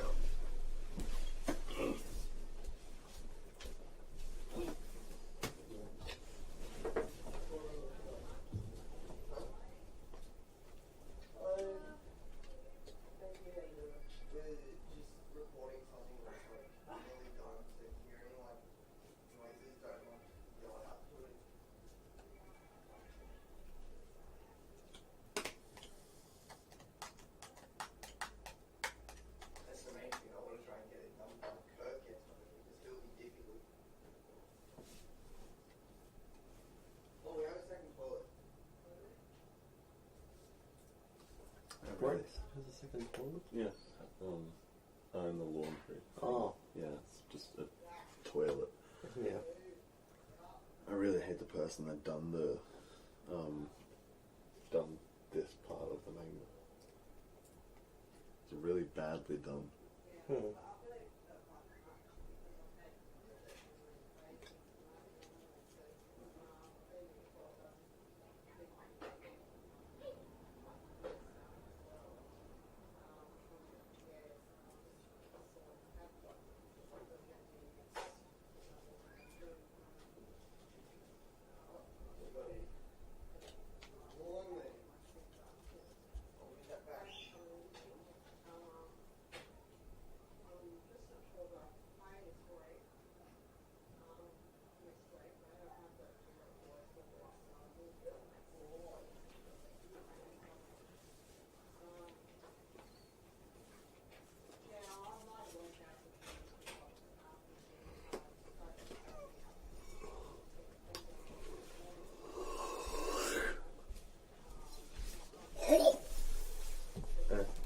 Yeah.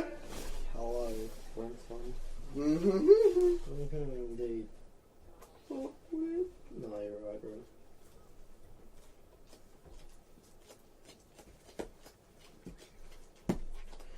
Oh. Let's make sure it's still recording. Can you open the window again, please? What? It's starting to smell bad again. Have you got it? What? It's just when we have the window open, all the outside noises come straight in. Oh, that just makes shit worse. Trust me, bro. Oh no, that's why I do like several different sprays. Cancel them out. And then the one that finishes it all off. And then you get a lighter. Good shit. Interesting. You have to deal with being a guest. I am not Jewish. Yeah. Cool, let's continue. The chaos continues. Barry flies over to Vanessa with his hand up for a high five. Barry, Vanessa, we won! Yay! I knew you could do it. High five! She high fives Barry, sending him crashing to the table. He bounces right back up. Oh, sorry. Ow! I'm okay. Vanessa, do you know what this means? All the honey's finally going to belong to the bees! They won't have to work so hard all the time! Montgomery approaches Barry, surrounded by the press. The cameras and microphones go to Montgomery. Montgomery, waving a finger. This is an unholy perversion of the balance of nature, Benson. You'll regret this. Angle on. Barry's deer in headlights expression as the press pushes microphones in his face. Press person 1. Barry, how much honey do you think is out there? Alright, one at a time. Sarah. Barry, who are you wearing? What do you mean, what are you wearing? Barry, what are you wearing? My sweater is Ralph Lauren, and I have no pants. The press follows Barry as he exits. Angle on Adam and Vanessa. Adam putting papers away. Well, Vincent Montgomery's right. Adam putting papers away. What if Montgomery's right? What do you mean? We've been living the bee way a long time. 27 million years. Zolve 2. Honey Roundup. Exterior. Honey Farms. Apiary. Montage.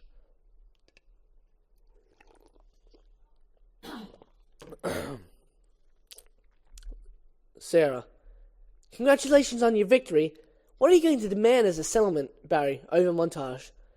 First, we're going to demand a complete shutdown of all beework camps. Then, we want to get back all the honey that was ours to begin with. Every last drop. We demand an end to glorification of the bear as anything more than a filthy, smelly, big-headed, bad breath stink machine. Barry, VO continued. I believe we're all aware of what they do in the woods. We will no longer tolerate derogatory bee-negative nicknames, unnecessary inclusion of honey and bogus health products, and la-di-da tea-time human snack garnishments. Montage of images. Close up of an ATF jacket with the yellow letters. With the yellow letters. Camera pulls back. We see an army of B and human agents wearing haste. Montage images. Close up of an ATF jacket with the yellow letters. Camera pulls back. We see an army of B and human agents wearing hastily made alcohol, tobacco, firearms, and honey jackets. Barry supervises. The gate to Honey Farms is locked permanently. All the smokers are collected and locked up. All the bees leave the apiary. Exterior ATF outside supermarket. Montage. Agents begin yanking honey off the supermarket shelves and now shopping baskets. Exterior New Hive City. Montage. The bees tear down a honey bear statue. Cut to exterior Yellowstone Forest. Montage. Point of view of a sniper's crosshairs. An animated bear character look-alike turns his head towards camera. Barry, wait for my signal. Angle on. Barry lowering his binoculars. Barry continued, take him out. The sniper shoots the bear. It hits him in the shoulder. The bear looks at it. He gets woozy and the honey jar falls out of his lap. An ATF and H agent catches it. I just love how intense they go with that. They assassinate Yogi Bear. Fucking goodbye, Winnie. ATF and H agent to the bear's pig friend. He'll have a little nausea for a few hours, then he'll be fine.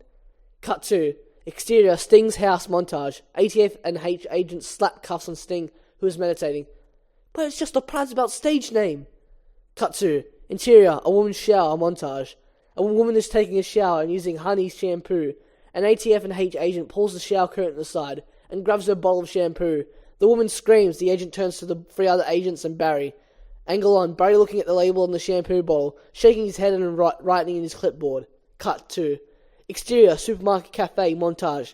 Another customer, an old lady having a tea with a little jar of honey, gets her face pushed down onto the table and turns to the side of two agents. One of the agents has a gun on her. Cat lady, can't breathe. Cut to exterior Central Park. Montage. An oil drum of honey is connected to Barry's hive. Bring it in, boys. Cut to sequence 3650. No more work. Interior Hunnex. Montage. Angle on. The honey goes past the 3-cup hash mark and begins to overflow. A worker bee runs up to Buzzwell. Worker bee 1. Mr. Buzzwell, we just passed 3 cups and there's gallons more coming. I think we need to shut down. Keychain being B to Buzzwell. Shut down? We never shut down. Angle on. Buzzwell overlooking the factory floor. Buzzwell. Shut down honey production. Stop making honey. Angle on. 2 bees, each with a key. Buzzwell continued. Turn your key, sir. They turn the keys simultaneously, war game style, shutting down the honey machine.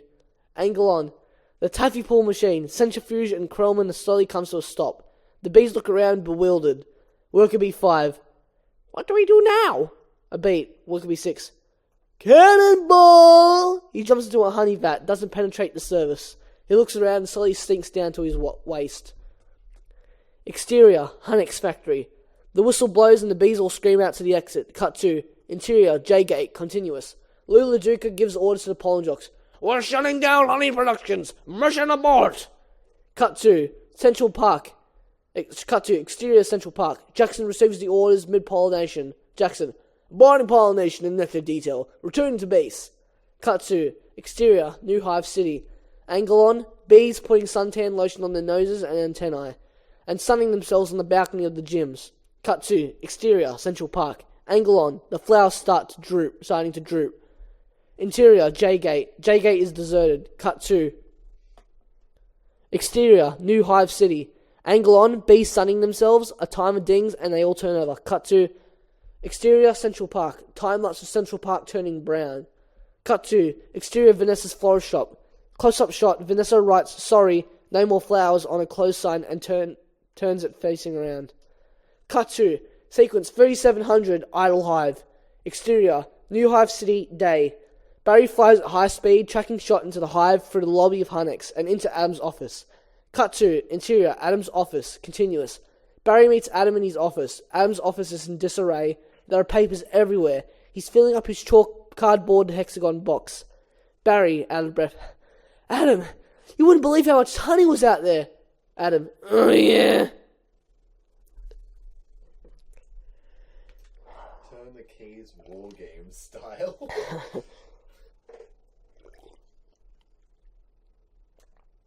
You can really tell they had a very specific image when trying to do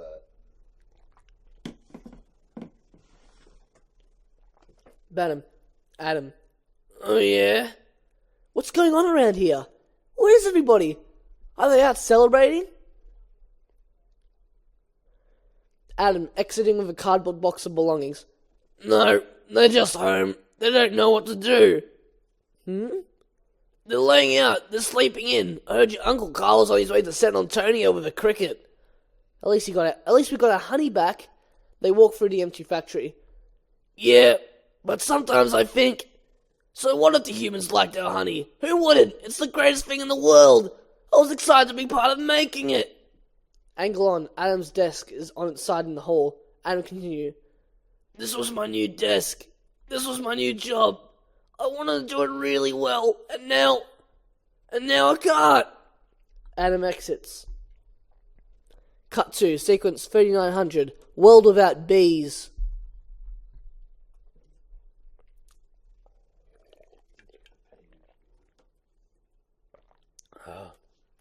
Fuck, we're in the hundreds, boys. 100. 29 to go.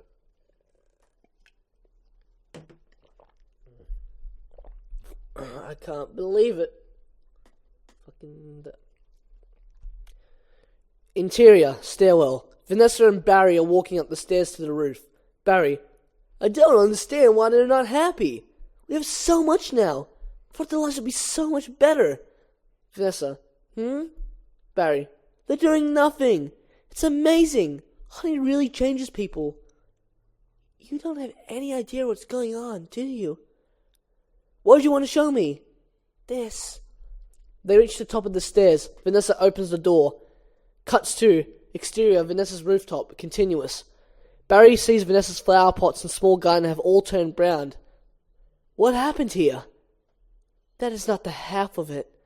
Vanessa turns Barry around with her two fingers, revealing the view of Central Park, which is also all brown. Oh no. Oh my. They're all wilting. Doesn't look very good, does it? No. And whose fault do you think that is?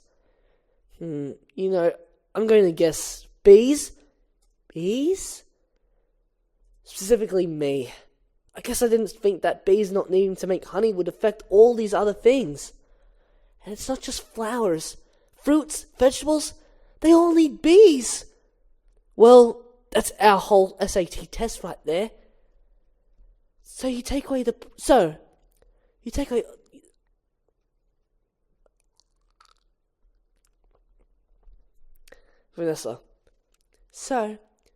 away the produce, that affects the entire animal kingdom, and then of course, the human species. So if there's no more pollination, it could all just go south here, couldn't it? And I know this is also partly my fault. I love this bit. My favourite part. Oh, yeah, this one.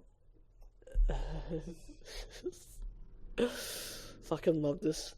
It's like a surprisingly dark moment in a kid's movie. Right.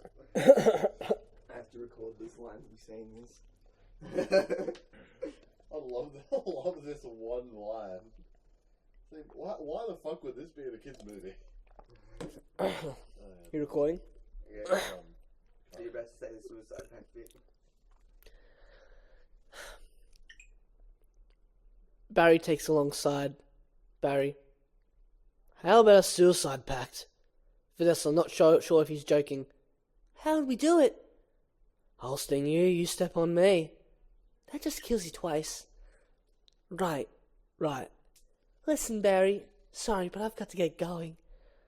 Fucking kill me! Okay, she exits. Barry, looking out over the park. I had to open my mouth and talk. Looking back. Vanessa? Vanessa is gone. Cuts to sequence 3935, going to Pasadena. Exterior, New York Street, continuous. Vanessa gets into a cab. Barry enters. Barry. Vanessa, why are you leaving? Where are you going? To the final tournament of Roses Parade in Pasadena. They moved it up to this weekend because all the flowers are dying. It's the last chance I'll ever have to see it. Vanessa, I just want to say I'm sorry. I never meant it to turn out like this. I know. Me neither. Vanessa's cab drives away. Barry, chuckling to himself. Tournament of roses? Roses can't do sports. Wait a minute. Roses. Vanessa!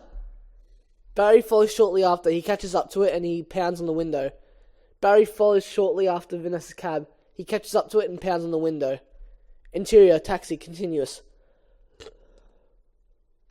Yes!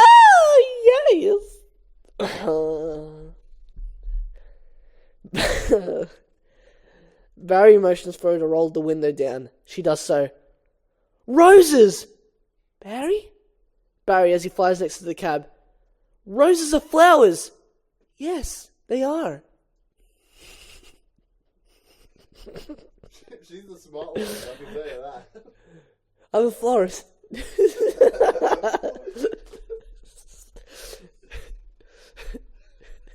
That's gonna reply for everything. That's going to be our new meme now. Hey, do you know how to do this? I'm a florist. It just has to be a reply, but you just don't feel like answering. I'm a florist. Hey, do you know what the answer for this is? I'm a florist. The one time where it's actually the right answer, though.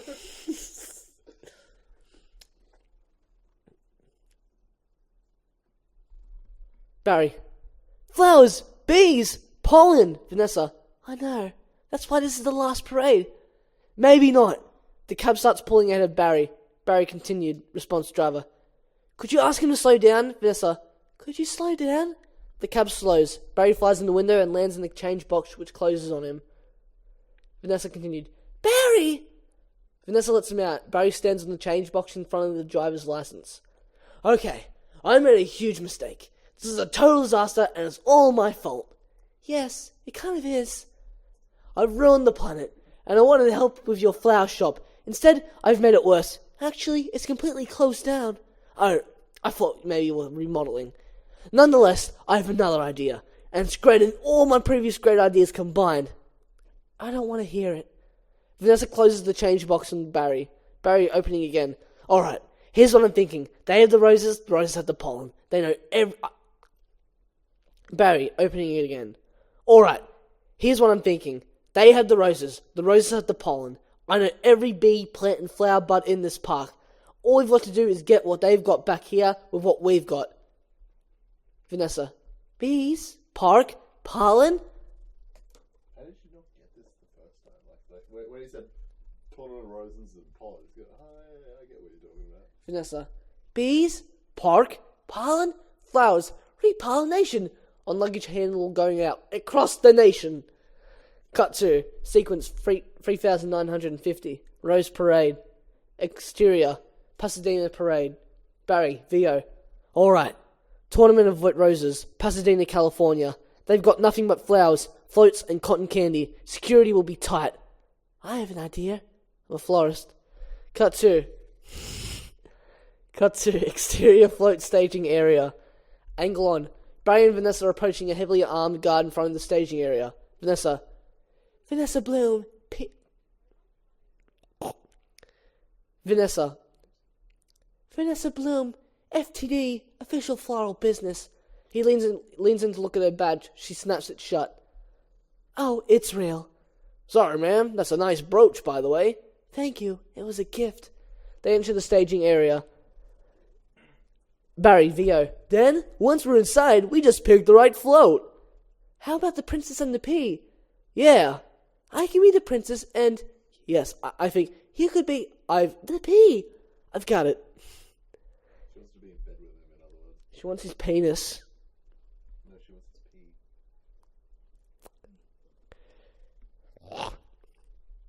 Stop.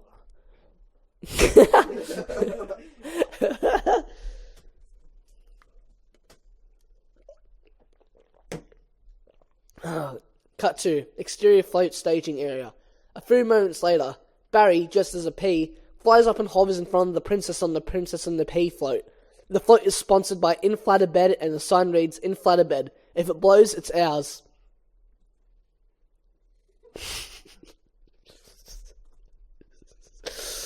Ooh. Barry, sorry I'm late. Where should I sit? Princess, who are you? I believe I'm the P. The P? It's supposed to be under the mattress. Not in this fairy tale, sweetheart. I'm going to talk to the marshal. You'll do that. This whole parade is a fiasco. She exits. Vanessa removes the stepladder. The princess falls. Barry and Vanessa take off in the float. Barry continued. Let's see what this baby will do. Angle on. Guy with headset talking to drivers. Headset guy. Hey! The float zooms by. A young child in the stand. Timmy cries. Fucking Timmy. Cut to exterior float staging area. A few moments later. Angle on. Vanessa putting the princess hat on. Barry. Then all we do is blend in with... Vanessa puts putting... Angle on. Vanessa putting the princess hat on. Barry VO. Then all we do is blend in with traffic without arousing suspicion. Cut to exterior. The parade route. Continuous. The floats go flying by the crowds. Barry and Vanessa's float crashes through the fence. Cut to exterior. LA freeway. Vanessa and Barry speed. Dodging and weaving down the freeway. Barry VO. And once we're at the airport, there's no stopping us. Cut to exterior, Lux Airport. Barry and Vanessa pull up to the curb in front of a TSA agent with clipboard. TSA agent. Stop. Security. Did you and your insect pack... TSA agent. Stop. Security. Did you and your insect pack your own float? Vanessa, OC. Yes. Has this float been in your possession the entire time? Since the parade, yes. Angle on, Barry holding his shoes. Would you remove your shoes and everything in your pockets? Can you remove your stinger, sir?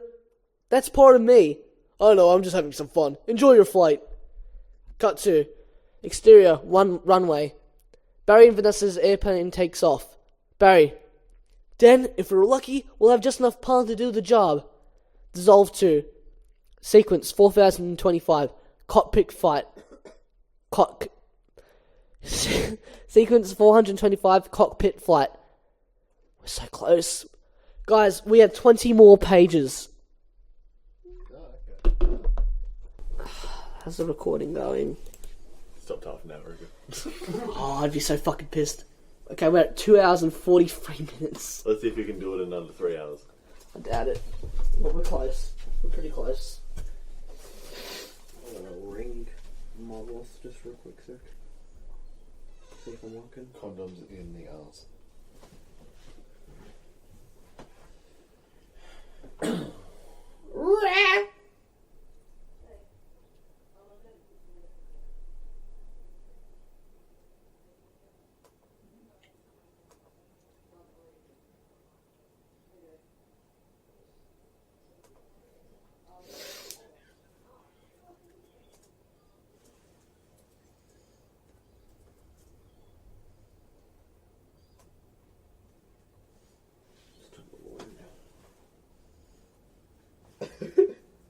I'm like, this is the Shaq. I'm like, yes, I did. And he's just like, yes, I need to watch Zoolander 2 on Sunday. And then I just sent him a close up and beaming me. I'm like, yes, do you know what's going on tomorrow? Yeah, but what about Branko? Next week, what's going on Sunday then? Nothing either? Is there anything on Sunday? Yeah. Alright, so I'll just ring you on Monday then, and we'll figure out stuff Monday. Yeah, I'll ring up. Alright, so when do you want me to ring you? Thursday? Alright, I'll ring you on Wednesday night, yeah. Alright, see you then. Bye-bye. Wait. Holy shit. Saturday, Sunday, Monday, Tuesday, Yes, Wednesday. until Thursday. Oh my god, I have 5 days off! That's fucking amazing.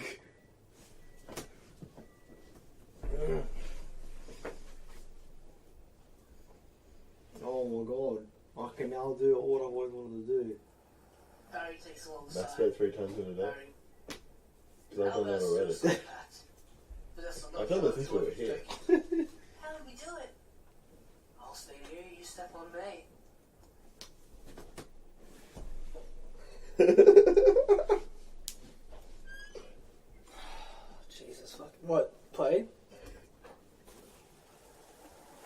pistol on the side.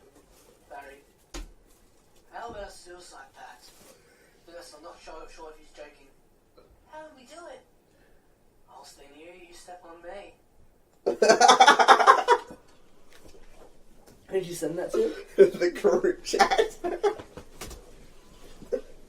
Just to prove that you're actually doing it. Oh yeah.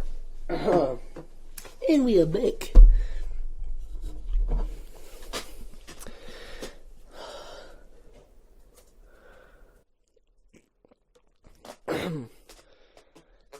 Interior, airplane. Vanessa is on the aisle. Barry is on a laptop calculating flowers, pollen, number of bees, airspeed, etc. He does a stomp dance on the keyboard. Barry. Can you believe how lucky we are? We just have enough pollen to do the job. I think this is going to work, Vanessa. It's going to work. Pilot VO. Attention passengers. This is Captain Scott. I'm afraid we have a bit of bad weather in the New York area, and looks like we're going to be experiencing a couple of hours delay. Vanessa. Barry, these are cut flowers of no water. They'll never make it. Barry. I've got to get up. Barry. I've got to get out there and talk to these guys. Be careful. Barry flies up to the cockpit door. Cut 2. Interior cockpit. Continuous. A female flight attendant, Angela, is in the cockpit with the pilots. There's a knock at the door. Barry, CO. Hey, can I get some help with this Skyelle magazine? I'd like to order the talking inflatable. There's a knock at the door. Barry. Hey, can I get some help with the Skyelle magazine? I'd like to order the talking inflatable travel pool filter. Angela to the pilots, irritated. Excuse me. Cut 2. Exterior, cabin, continuous. Angela opens the cockpit door and looks around. She doesn't see anybody. Angle on, Barry's hidden on the yellow and black caution stripe. As Angela looks around, Barry zips into the cockpit. Cut 2. Interior cockpit. Barry. Excuse me, Captain. I'm in a real situation here. Pilot, pulling an earphone back to the co-pilot. Why don't you say Hal? Co-pilot. I didn't say anything. Pilot, he sees Barry. Ah! B! Barry. No, don't freak out. There's a chance my entire species. Co-pilot, taking off his earphones. Ah! The pilot grabs the dust buster vacuum cleaner. He aims it around, trying to vacuum up Barry. The co-pilot faces camera as the pilot tries to suck Barry up. Barry's on the other side of the co-pilot. As they do, the toupee of the co-pilot begins to come up, still attached to the front. Co-pilot continued, What are you doing? Stop! The toupee comes off the co-pilot's head and sticks in the dust. The toupee comes off the co-pilot's head and sticks in the dustbuster. Barry runs across the bald head. Barry, wait a minute! I'm an attorney! Co-pilot, who's an attorney? Don't move! The pilot uses the dustbuster to try and mash Barry, who is hovering in front of the co-pilot's nose, and knocks out the co-pilot, who falls out of his chair, hitting the life raft release button. The life raft inflates, hitting the pilot, knocking him into a wall and out cold. Barry surveys the situation. Oh, Barry. Cut 2. Interior airplane cabin. Vanessa studies her laptop, looking serious. SFX PA crackle. Barry, VO, in captain voice. Good afternoon, passengers. This is your captain speaking. Would a Miss Vanessa Blue in 24F please report to cockpit? And please hurry! Angle on, the aisle and Vanessa head popping up. Interior cockpit. Vanessa enters. Vanessa. What happened here? I tried to talk to them, but then there was a dustbuster, a toupee, a life raft exploded, and now one's bald, one's in a boat, and they're both unconscious. Is that not a B joke? No! No one's flying the plane! The air traffic controller, Bud, speaks over the radio. Bud. This is JFK Control Tower, Flight 356. What's your status? Vanessa presses a button and the intercom comes on. This is Vanessa Bloom. I'm a florist from New York.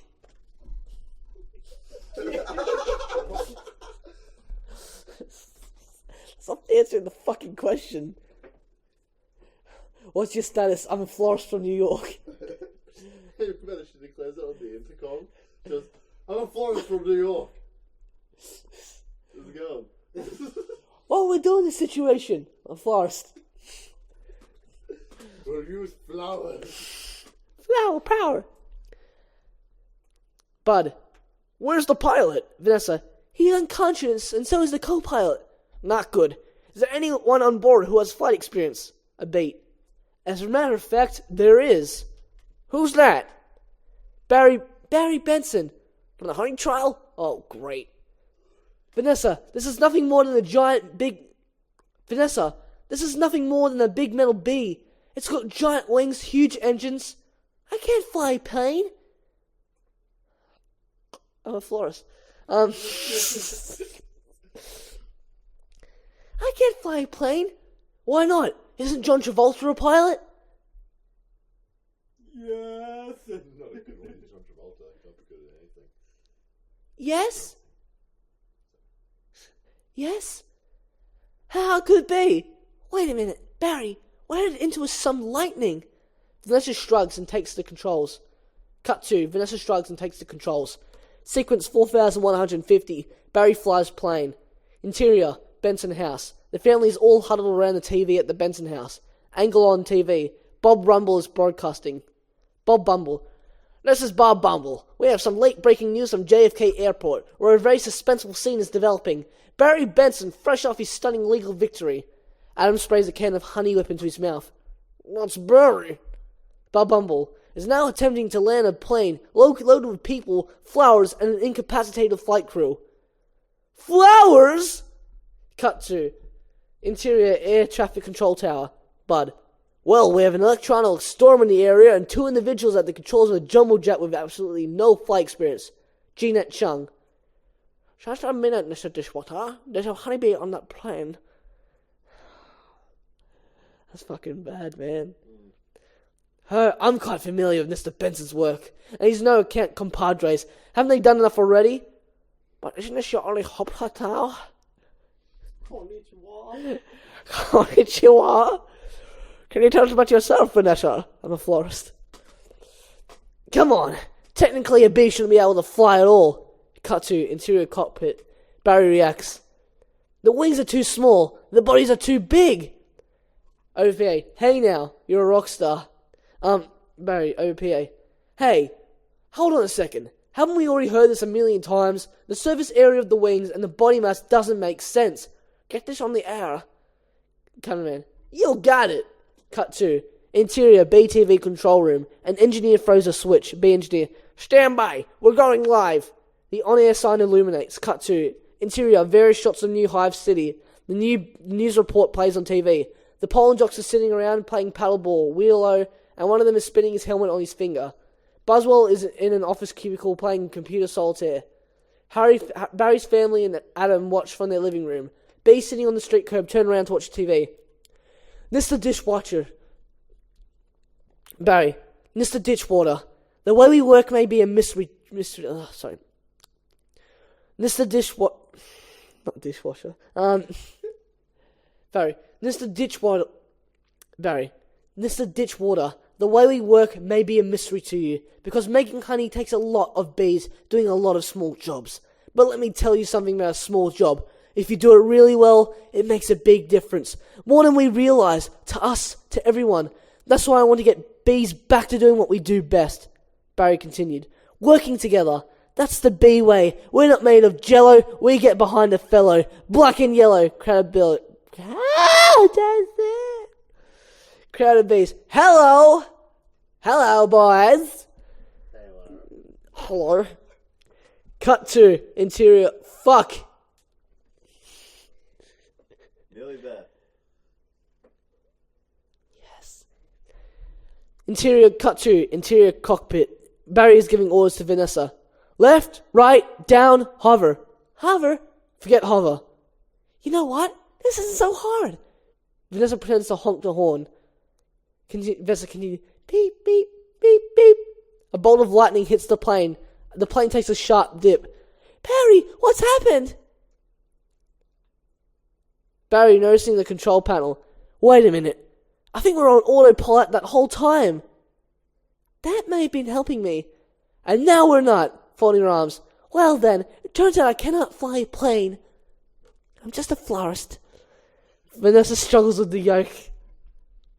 Cut to exterior airplane. The airplane goes into a steep dive. Cut to sequence 4175. Crash landing. Al-Akbar.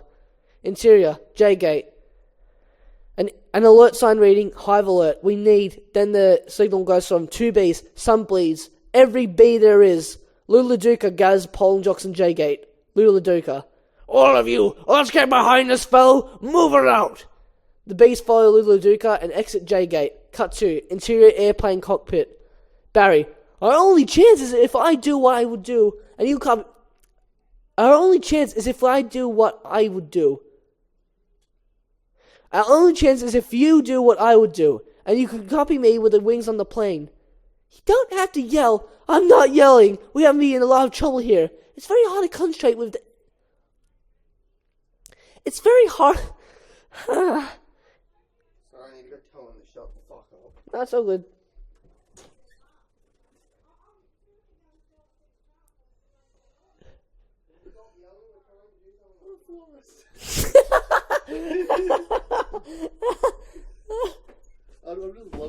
I'm just loving that one thing there. Just 3 words, but fucking great. What? As soon as you said, like, could you be quiet down there? We're doing something. When we're watching the movie, we're just gonna wait for that to come up.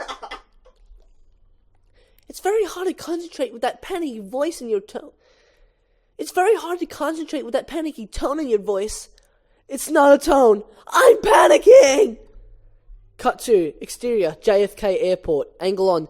The bees arriving and massing at the airport. Cut 2. Interior cockpit. Barry and Vanessa alternately slap each other in the face.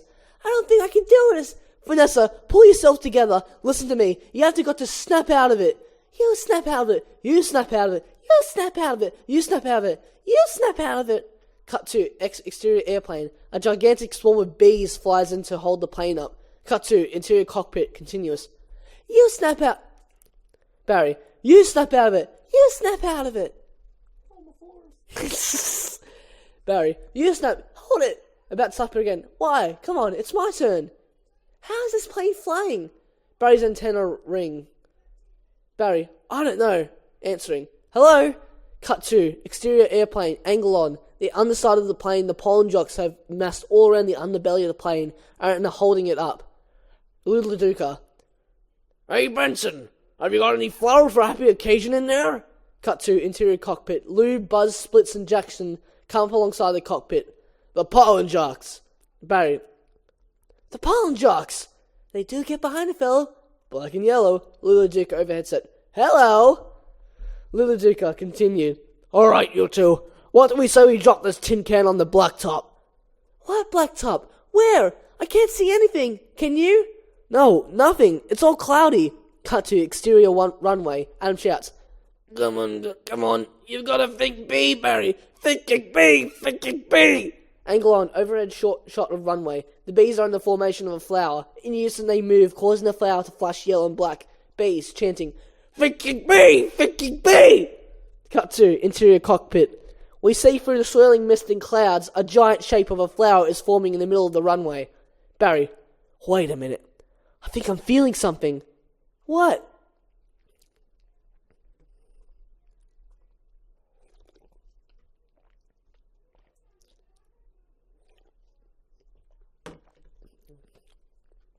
Wait a minute. I think I'm feeling something. Vanessa. What? I don't know, but it's strong. And it's pulling me. Like 27 million-year-old instinct. Bring the nose of the plane down. Exterior runway. All the bees are on the runway chanting thinking bee. Cuck to... I just said cuck. Cut to interior control tower. Rick. What in the world is on that tarmac? Angle on. Dave OTS onto runway. Angle on.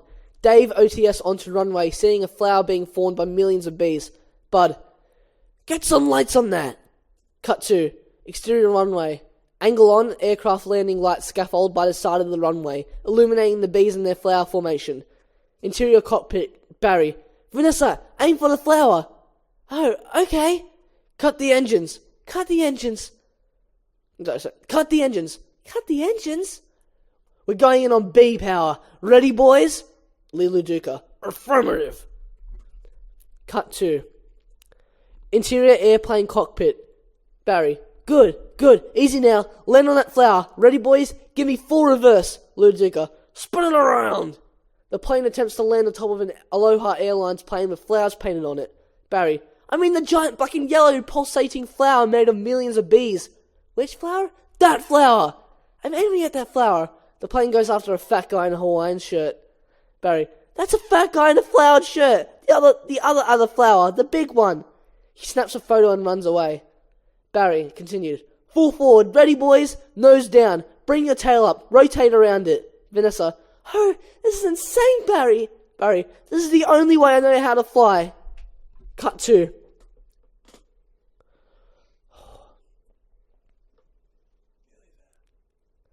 Air traffic control tower. Bud.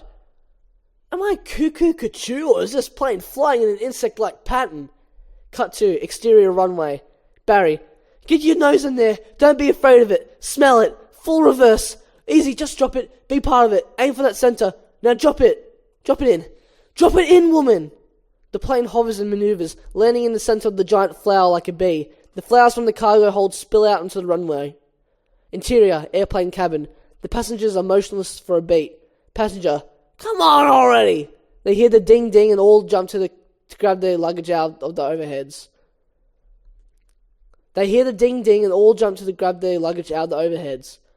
Sequence 4225. Runway speech. Exterior runway continuous. The inflatable sides pop out of the side of the plane. The passengers escape. Barry and Vanessa slide down out of the cockpit. Barry and Vanessa exhale a huge breath. Barry, we did it! You taught me how to fly! Vanessa raises her hand up for a high five. Yes, no high five. Right. Barry, it worked! Did you see that giant... Sorry, Adam. Barry, it worked! Did you see the giant flower? Fuck, man. What giant flower? Where? Of course I saw the flower! That was genius, man!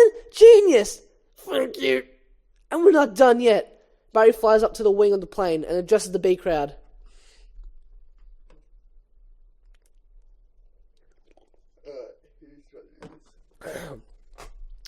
Listen, everyone.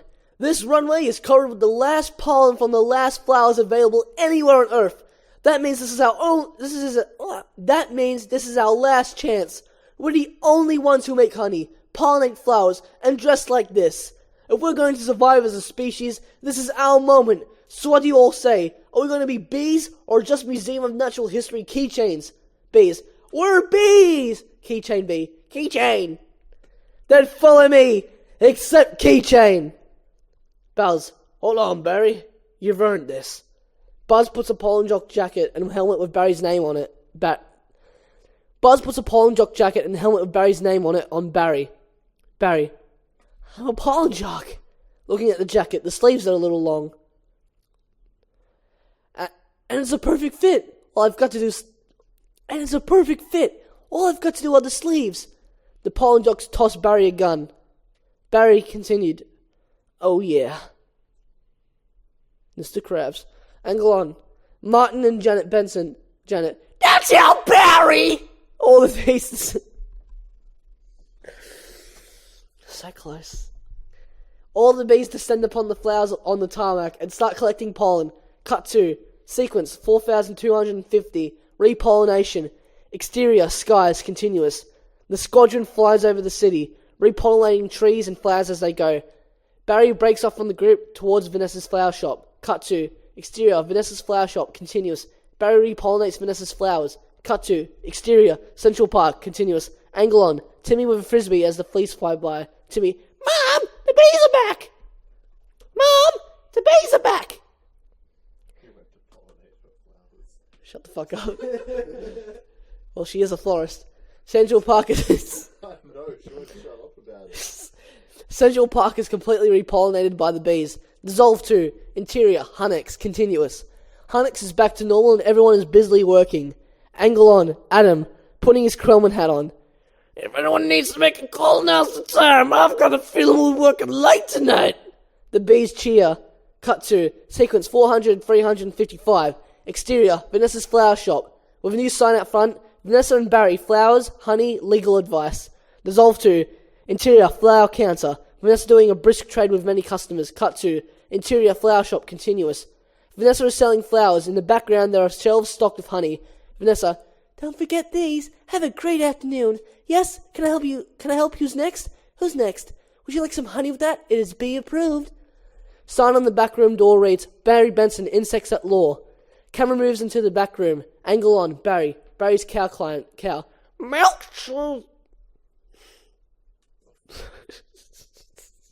Cow.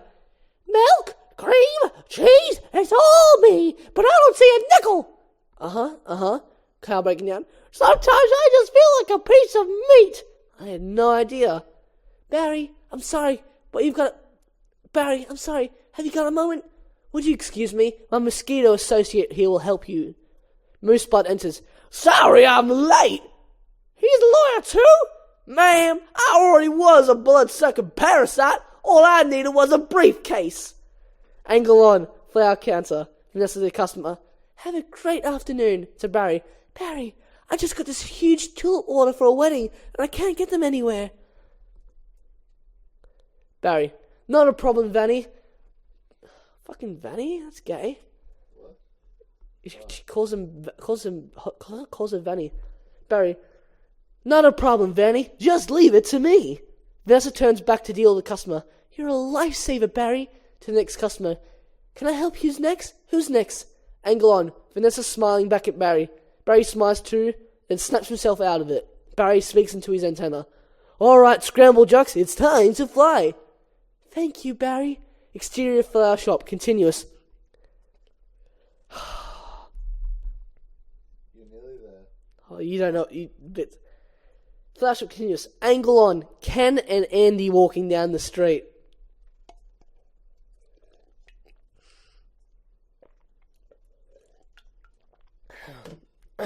Ken, noticing the new sign. Ah! What in the world? That's been saying! It's that bee again! Andy, guiding Ken protectively. Let it go, Kenny. That bee is living my life! When will this nightmare end? Let it all go. They don't break stride. Angle on, camera in front of Barry as he flies out the door and up into the sky. Pollen jocks fold in formation behind him as they zoom into the park. Barry splits. Beautiful day to fly. Beautiful day to fly. Jackson, sure is. Between you and me, I was dying to get out of that office. Fade out. Thank you guys for listening. That was the B movie script. Let's give it a little clap.